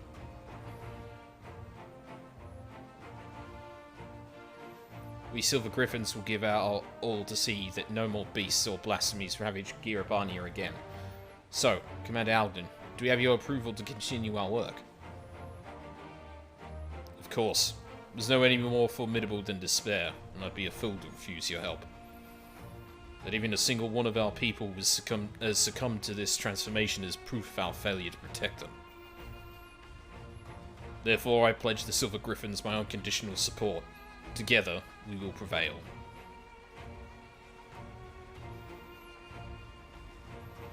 Now that we have Aldine on hand to aid the troops, I believe we are ready to face any beast we encounter.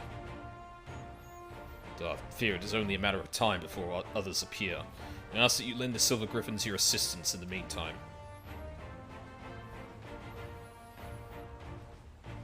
Very good. For now, let's return to the city.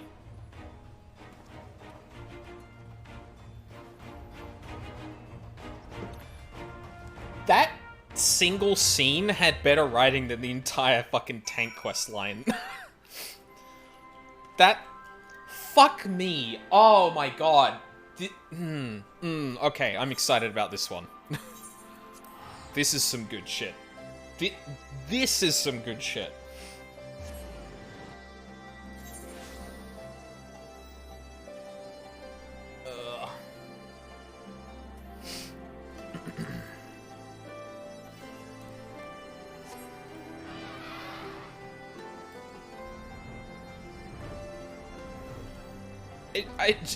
I don't even know what to say. Like, absolutely zero notes. But, so I think this is the key problem, right? Gridania has worse storytelling up until now, right? Like, I think that's just true. Uldar's had its internal struggles. Limsa Lominsa had its real change in 5.4. Obviously a lot that's going on in Alamigo, and Doma is the result of an entire expansion focusing on them, right? Gridania has been kind of left out up until that point, and Ishgard obviously has had an entire expansion dedicated to it. Gridania has always been the one that's kind of the odd one out. And I think it would be remiss of me not to identify that the problem isn't that any piece of writing in Gridania or in that tank quest line is bad by itself, but that there's not much else to draw from for it. I still can't see Fates on the map. That's so weird. That there isn't as much to build off of in Gridania because there's been an absence of stuff going on there to really focus on. So it's this weird catch-22 where, like... Or it's this weird cyclical thing where the storytelling is bad because previous storytelling was bad, which means it always needs to bring up new stuff, and all of that stuff tends to be very surface level because it's not the main focus of the story. And thus it continues. Gridania gets sidelined, they don't get enough, so that it's not compelling, so when it comes up again, everyone rolls their eyes and go, oh great, Gridania. Whereas the second Alamigo comes up, there's so much to build up from. Like, Ragenfred, the scene with Ragenfred and, Fordola sticking with him so long that, once it comes time to welcome in people that used to be part of the Empire, he's sympathetic to try and get them, into positions in society that they can, like, live. Not that he's literally forgiving them, but just like, okay, we need to make sure, like, you can, like, survive and live here and move on, and potentially move on in the future, right? There's just so much there, but that's the result of there being so much left to talk about that already had a satisfying conclusion. So when I come back and I see Rauban, I see Arenvold, I see Ragenfred, and the first thing we're talking about is the plight of conscripts from the Garlean Empire reacclimatizing to not being in the Garlean Empire, and the obvious tension that has with Alamegans. Mwah. But that's because there was an entire expansion, like, building up to that, right? Gridania hasn't had anything like that. And Limsa didn't have too much, but it had a very obvious thing it could pick up on. So, like, the tank questline, I think, is still not good, and I'm far more excited about this, but I think it must be said again. The problem is that Gridania has not been given the spotlight, not that every piece of storytelling it's had is explicitly bad, right? I think it just hasn't had a crisis like the stuff that happened in Limsa, like the stuff that happened in Uldar, in any of the other city-states. And I think, honestly, it's partly because the elementals seem to just snap their fingers when they feel like it. So there's never really been, like, a struggle they had to face head-on as people. They just beseech the elementals, and the way to solve any problem is to make the elementals happy. It's just the same thing over and over again, and is ultimately uninteresting. Damn. But yeah, this one quest, like, literally the lead-in into this has been great. Awesome. Perfect thing to build off. With you on our side, those beasts are no match for us. Those who harbour guilt do not do so, not because they were weak of heart, but because they have failed to meet the demands they make of themselves. It was the same for me when I believed that my failures had led to the Sultana's assassination. Despair and self-loathing were indescribable. It was fortunate that you and the other Scions came to my rescue, that I had friends who convinced me I was more than the sum of my worst mistakes. Now we must do the same for the people of Alamigo. We must help them to heal and find the strength to, if not forgive, then come to terms with who we were, so that we can look to who we can be, who we should aspire to be. This is precisely why the work of the Silver Griffins is so vital. Though our problems are not new, the emergence of this deadly phenomenon means we cannot afford to delay addressing them any longer. And we will be better for it ultimately. Yeah, and that's the thing, like, that's the other thing to this, is like, we've had Limsa, Ishgard, and Gridania. Limsa and Ishgard have very big systemic problems that are either still being addressed or need to be addressed, right? Same with Alamigo. Exactly the same thing. Or a very similar thing. The thing is, Gridania doesn't have much like that. Again, it's all just make the elementals happy. And it really limits the kind of storytelling you can tell, because there are systemic problems in Gridania, particularly surrounding a lot of the racism there, and xenophobia, but... And I think, if I remember correctly, the Creeping Death does have something to do with that. But and it did come up that someone was infected with creeping death. So maybe, like, Honey Center going all about, okay, I need to look into my past, and that might be a hint to that. But that's immediately couched in, like, oh yeah, what's his name was right, I should walk down the correct path, which is the path the elementals have laid out. And it's like, you are missing the forest for the trees, ironically. Like, there are bigger problems, and problems the elementals can't solve, or the elementals exacerbate. And that wasn't the focus. But again, I feel like it needs a bigger forum, or bigger part of the story to actually focus on that. Bringing it to the forefront like this and showing that the elementals are kind of shitty and that there's other stuff going on, I really hope they build on that. Because otherwise, like, Gridania will continue to just be the thing I continually roll up my eyes at anytime we go to it. Because there's just nothing to do there. Once we've decided a course of action, you'll be the first to know. Till then, may Ralga watch over there and keep you. Hell yeah. Alright. I think we've got time for one more. The Butcher's Blade. Struggle to prevent the emergence of beasts grows increasingly desperate. We were hoping you'd stop by. I'll show you to Commander Alden at once.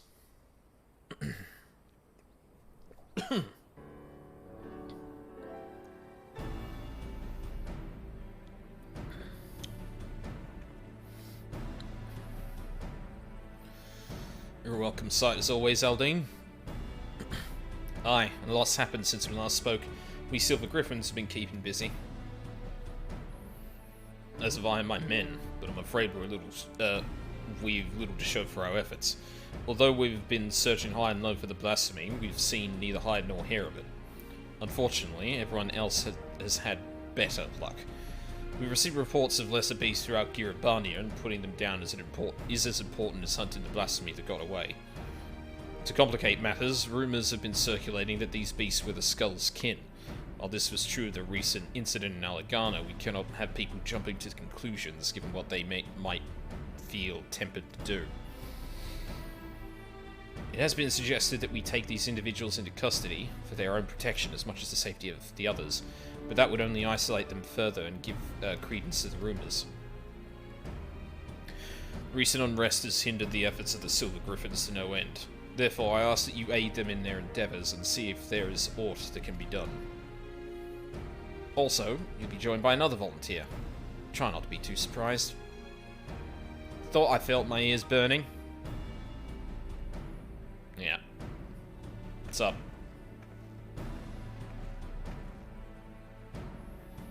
Said I don't need to keep her, but did they bloody listen? Did they bollocks? Come on, don't be like that. This is what you agreed to. Besides, you never know when you might have a need of a healer. There's none better than Aldine. He's right. You've earned a measure of trust, and this shouldn't be taken to mean otherwise. Thick as thieves are we now? There's no need for this sodding collar, eh? You'll know it's not coming off anytime soon. If this is how it's to be, then fine. As long as he keeps out of my way. I want the two of you to visit the Silver Griffin's headquarters in Alagana. Several relatives of the Carni Lupi have agreed to meet with them, and we could do with a measure of precaution. So what's with the collar then? Anyone so much as mention the skulls, I'll deal with it. Understood? Let's get this over with.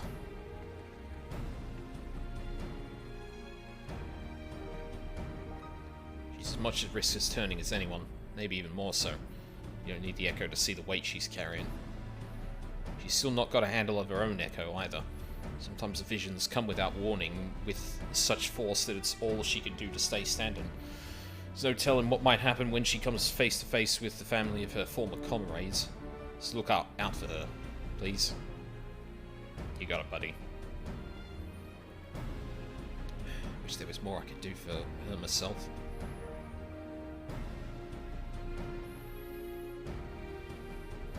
We've all got our own duties.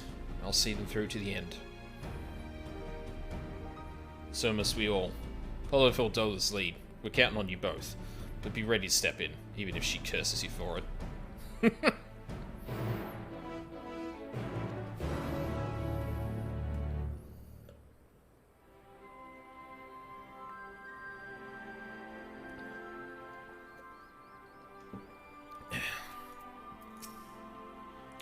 Poor Dolla's not the sort to ask for help, so make sure she doesn't get in over her head, would you? Yeah, I'll try.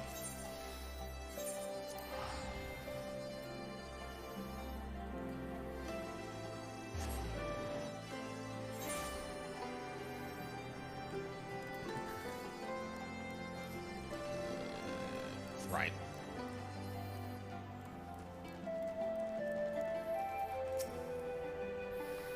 I'll admit, this is not quite what I had in mind. Yeah, that's about right. I had a feeling Ralban would send you Aldine, but as for her... If you've got any compliments, take it up with the commander. Or if you've got any complaints, take it up with the commander. No, it's fine. Truth be told, ever since that day at the Royal Palace, I've been thinking... Stop. You don't want to say it, and I don't want to hear it. To the matter at hand, then. We Silver Griffins have been working to support the relatives of the Carney Lupi, but one family has gone missing. A mother and her parents, who lived under the same roof. One of ours paid them a visit, but they were nowhere to be seen. And when they went inside to check, they found the house had been torn to shreds. The gouges in the floor on the walls, made by beast claws by the look of them. You think they've turned? Aye, that's the most likely explanation.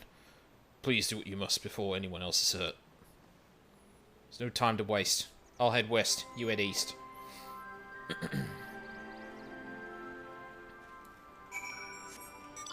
Oh, anything to say? Vold tells me she's been trying to make amends in her own way. I appreciate that she's not asking for what I can't give, but I keep thinking to myself, where do we go from here? And I honestly don't know. Yeah, that's fair.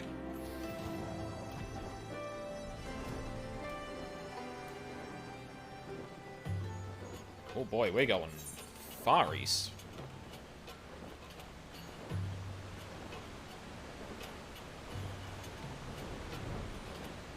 Jeez, you'd be kicking yourself if you didn't have flying for this place, doing this.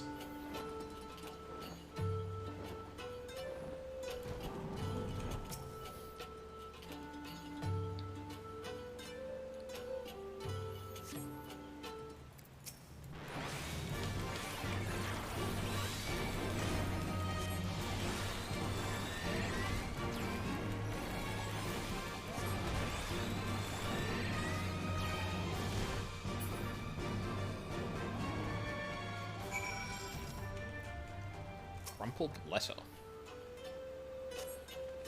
In the dirt, you spy an envelope containing a crumpled, tear-stained letter. Yes. Dear Mother, I hope this letter finds you well. Time is short, so I must keep this brief. Though I have never done anything to make you proud, I promise you things will be different when the war is over. Until then, take care and know that I love you with all my heart. Placing the letter back in its envelope, you turn your attention to finding the others.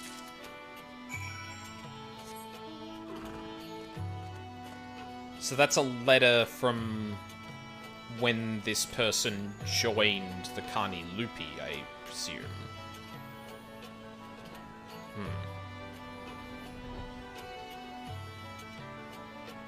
Tear-stained letter.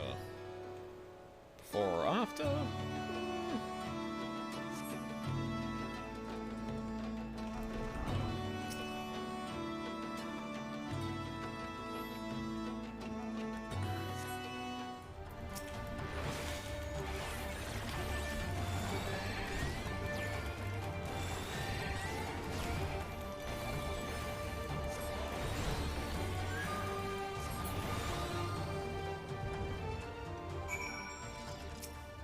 Time-worn wedding ring. Okay, that's one of the parents. You discover what appears to be a wedding ring, with a name and date engraved on the inside. With seemingly no more clues to be found, you decide to report to Ragnfred. Actually, I can just... Shoot!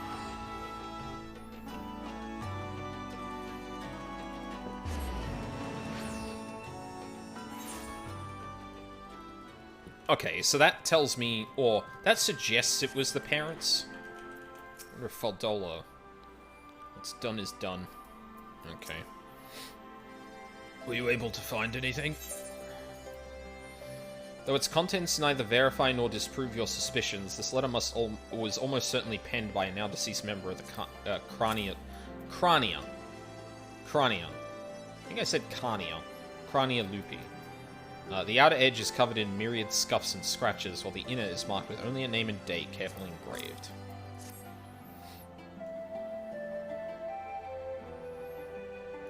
And it is as we feared. Found and killed a third. He was carrying this.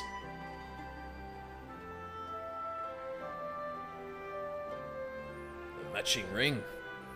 I'll deliver these effects to their next of kin and arrange for a funeral, or as close to one as possible under these circumstances. There's no change in the past. We'll always carry it and the scars. But no matter who we were and what we did, we're Alamegans. Then and now. The Empire was our enemy then, and now it's despair. Good words and deeds will serve us best in this fight. Weapons even an old man like me can yet wield.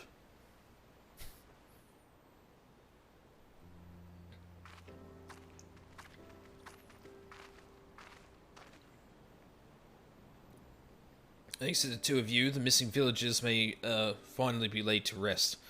I and the other Silver Griffins will redouble our efforts to prevent any further tragedies. I've finished checking the wares, sir. Everything's in order. Good work. Take a rest, lad. You've more than earned it. But I'm trying to land this guy's voice. I keep fucking it up. Keep this to yourself, but that's Everard's younger brother. But Everard's younger brother was a member of the Crania Lupi. He's exactly the sort of person we're trying to help. Like many of the others, he was reluctant to talk to us at first, but after we gained his trust, we were able to help him find work. He's taken to it well.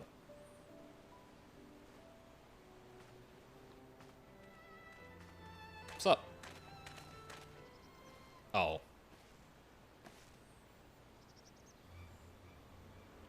It's, the butcher.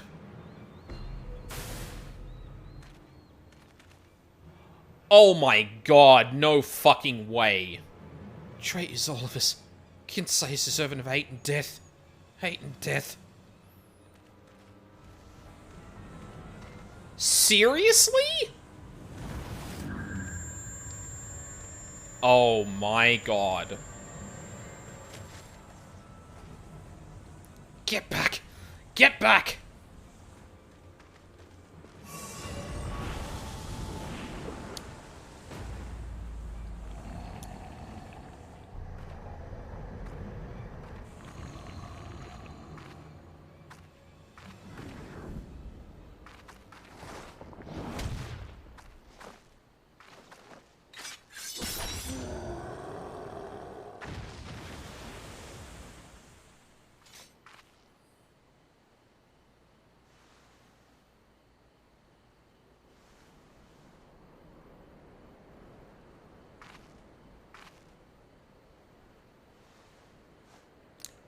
Stay away from her!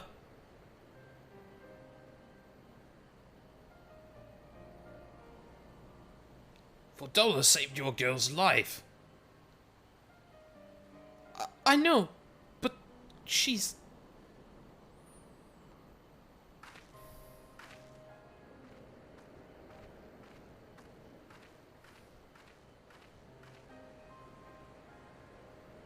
It happened in an instant. That poor lad. But it had to be done, without hesitation. Would have been much worse otherwise. Could you go out to Fordola and see to her wounds? I'll do what I can here.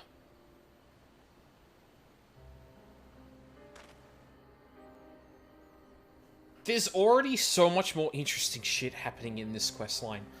I've done 2 quests and this is already immediately more gripping. Like, Jesus Christ.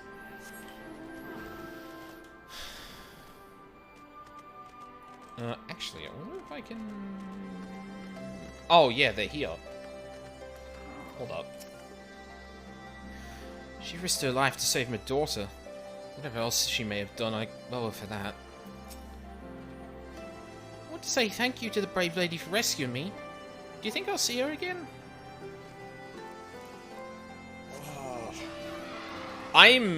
Oh, God. What? Okay. Sorry, I'm gonna get on a soapbox after this, actually. I'm fine. Leave me be. Bullshit, you took a fucking blade to the back. I said I don't need your help. It's not only your injuries I'm worried about. I'm a healer, let me do my job. God, you're like a dog with a bone. Go on then, make it quick.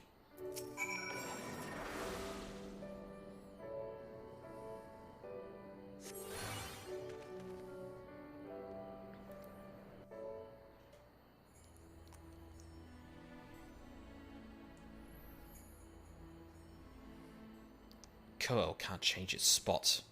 There's no washing the blood off my hands. Nor would I, even if I could.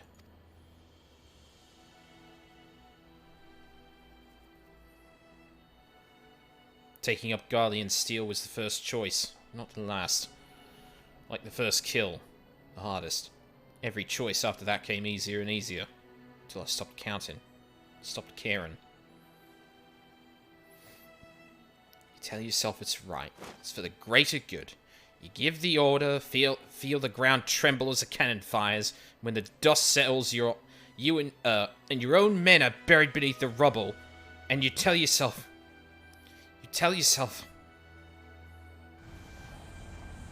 oh, Jesus Christ. Me too.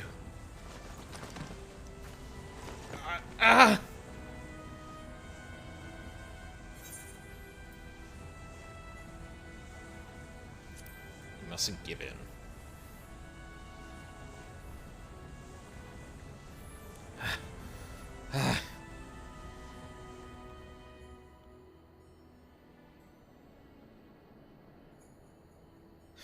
Man in the village. I saw his past. I'm the one who killed his brother.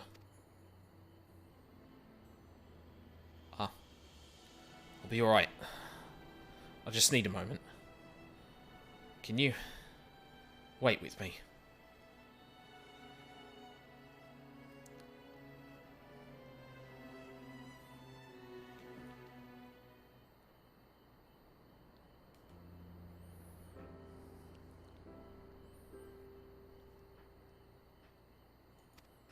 Oh, fuck me. Everything the skulls fought for, the sacrifices we made, the things we did. In the end, it was all for nothing. Sometimes I look back on the road I walked and the bitterness I can still taste. And I wonder, if I'd grown up in another time, another place, would I have done the same to a different people? Was it always in me to be me? All I know is, everyone would have been better off if I had never been born. But I was. I drag others into a hell of my own making. Remember these two brothers in particular. Childhood friends of mine. The older one enlisted with me, but the younger... He would never made it as a soldier. He was too kind. Too... good. Ansfred died at Specula Imperatoris, but his brother's still out there somewhere. Not that I've got the courage to face him after what I did. I hope he's found the life he deserves.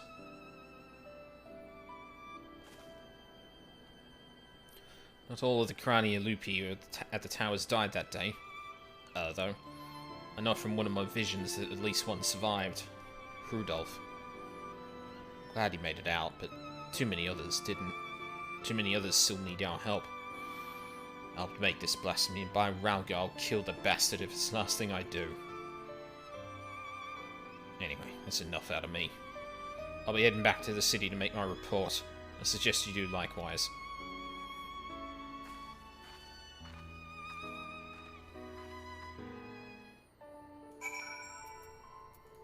Okay. So real quick, I really wish something like this happened to Gaius. I'm gonna be honest. A lot of the shit that is probably gonna happen to try and, like, keep Fordola from, like, succumbing to despair and, like, all of the shit, she did. I really feel like is off-screen for Gaius. Like, he turns up later on and, like, people are still like, oh, don't know if we can trust him, but he's, like, past most of that.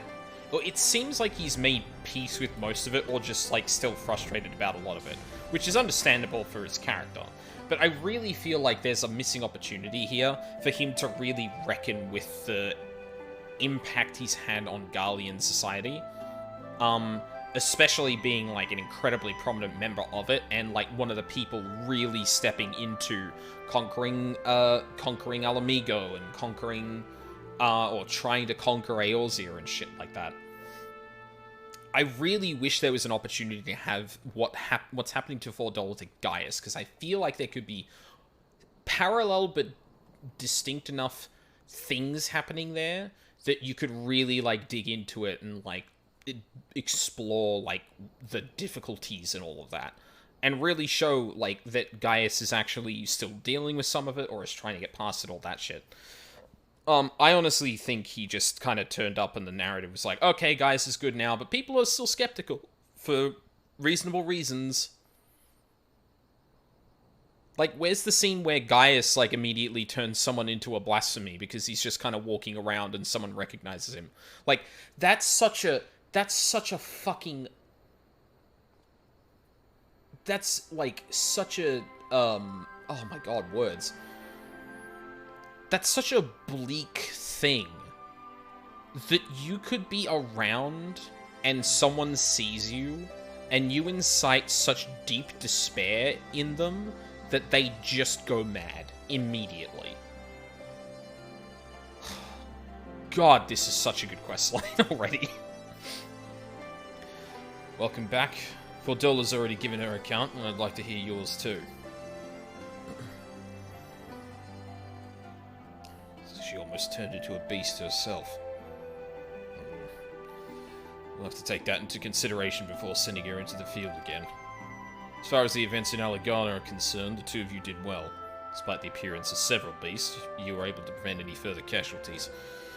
However, this serves to confirm those with connections to the Crani and Lupi should be considered at risk of turning. Over the years, many of them have drifted away from the larger settlements and have taken to living in secret. Others made their way to Uldar as refugees, including some individuals of interest. As such, we'll be working closely with the Immortal Flames to locate and offer support to those refugees in particular. In fact, I plan to make the journey there for an audience with the Sultana. Once my preparations are complete, perhaps you might accompany me. I'm sure she'll be glad to see you. Yeah, definitely didn't just come off the back of, like, exploring the depths of Uldar with her or anything. I mean, she'll be double glad to see me then. I don't know what else to say. Like, 10 out of 10 no notes for these two so far. And obviously it has, like I said, I think the important thing to take away here, like, if I can convince anyone of anything, it's that Gridania doesn't have nearly as much to work with in this way, in the same way that, like, Alamigo or Ishgard or basically any other city-state has. Like, Garlemald is going to be a really interesting thing to kind of, like, Maybe that's what the follow-up quest is going to be, is actually doing a similar thing in Garlemald. Oh god, I hope that's the case. I know there's, like, a quest after you've done all of the role quests in this, but, yeah. Yeah, I'm kind of disappointed in the tank quest line, but, like, I kind of expected it to be bad, so, like, I nitpick here and there, but I think the broad issue still remains. It could still definitely be used as a jumping off point for future storytelling, but unfortunately it has to bear the burden of doing that in the first place. So, like, it's going to not be as good as it could be if it had the actual stuff to draw from to really, like, sell that. So yeah, it is a bit of a shame at the end of the day that, like, that quest, unfortunately, will ultimately go kind of, like, will just, like, kind of remain uninteresting until, like, the story actually deigns to give Gridania the spotlight and actually explore the problems there.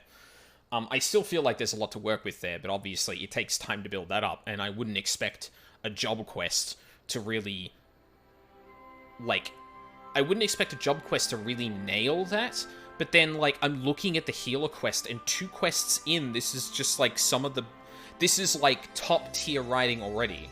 Like, it's kind of amazing. Like, it's managed to work in so many things going into this that draw you in. Like, yeah, there's a lot of people, like, here's Arenvald trying to make his way in the world, and he's not the clear focus of it at the moment, but, like, he's still doing what he can. Ragenfred, like, grappling with, like, the kind of coming to terms with things, and especially as a leader that felt slighted by that's very, like, is very much put under the heel of the Empire. Seeing the opportunity to help settle people that had been part of them previously, that are Alamegans, is a really cool thing to see, and see how it develops. Having Fordola back in here and, like, her reputation causing such distress in people, her echo kind of, like, really, like making her extra susceptible to this. Like, this is a stressor of this whole thing. If, like, you know, not wanting to basically end her own life or whatever was, like, hard enough already. Now, like, if she even gets to that point, she's just gone because she's a blasphemy at that point. And it's like, oh my god. This quest is doing everything it can with everything it has really damn well. And the Gridania one is just kind of like, it doesn't have a ton to work with, and I don't expect it to do that in one quest line, but it really didn't do a lot anyway. Yeah.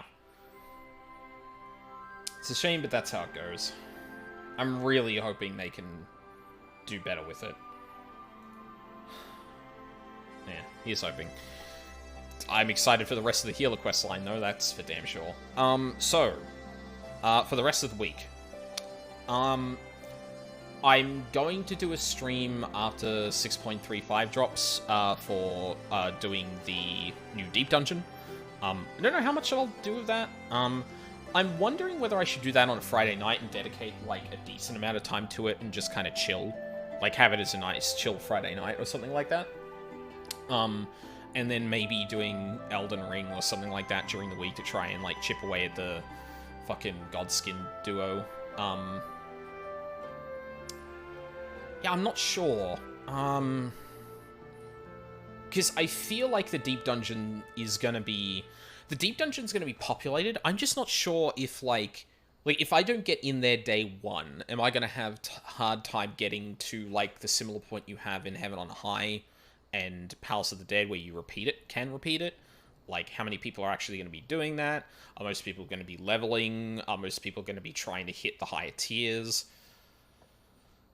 Yeah, not 100% sure, but I think I'm probably just going to do it based on how I feel like doing it, honestly. Because, like, Wednesday night, I need to be in bed early, so that's probably better for an Elden Ring stream than a... than a 14 one. And yeah, Friday night, whilst I do want to finish Blasphemy, it'd be a good opportunity to get in early on the Deep Dungeon stuff, and then I can chip away at that as I need if I don't feel like doing it anymore on stream. Yeah. But yeah, that's kind of my rough plans. I have a long weekend coming up, but I'm not going to be doing anything on the Monday that I've got off. I've got family stuff on. But I hope, I pray, going to finish Hi-Fi Rush this weekend. Unless something else comes up. Otherwise, I will finish that damn game that weekend. I reckon I can do it if I don't get fucking bodied. But yeah, I'm really hoping I can get to that, because I really want to play more in that game, and I really want to get into, like, Gnosia and some other games, because I've been doing Devil May Cry for shitload. Oh, Devil May Cry and Nirvana Initiative for so long on the weekends that, like, I want to get into other shit. I want to get into more narrative games, and I want to get into other stuff as well. So yeah. Pray for me. But yeah, that's going to be it for tonight. I don't think there's going to be anyone online to raid. No.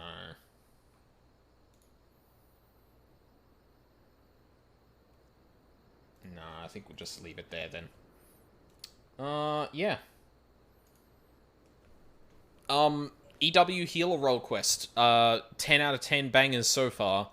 Tank quests.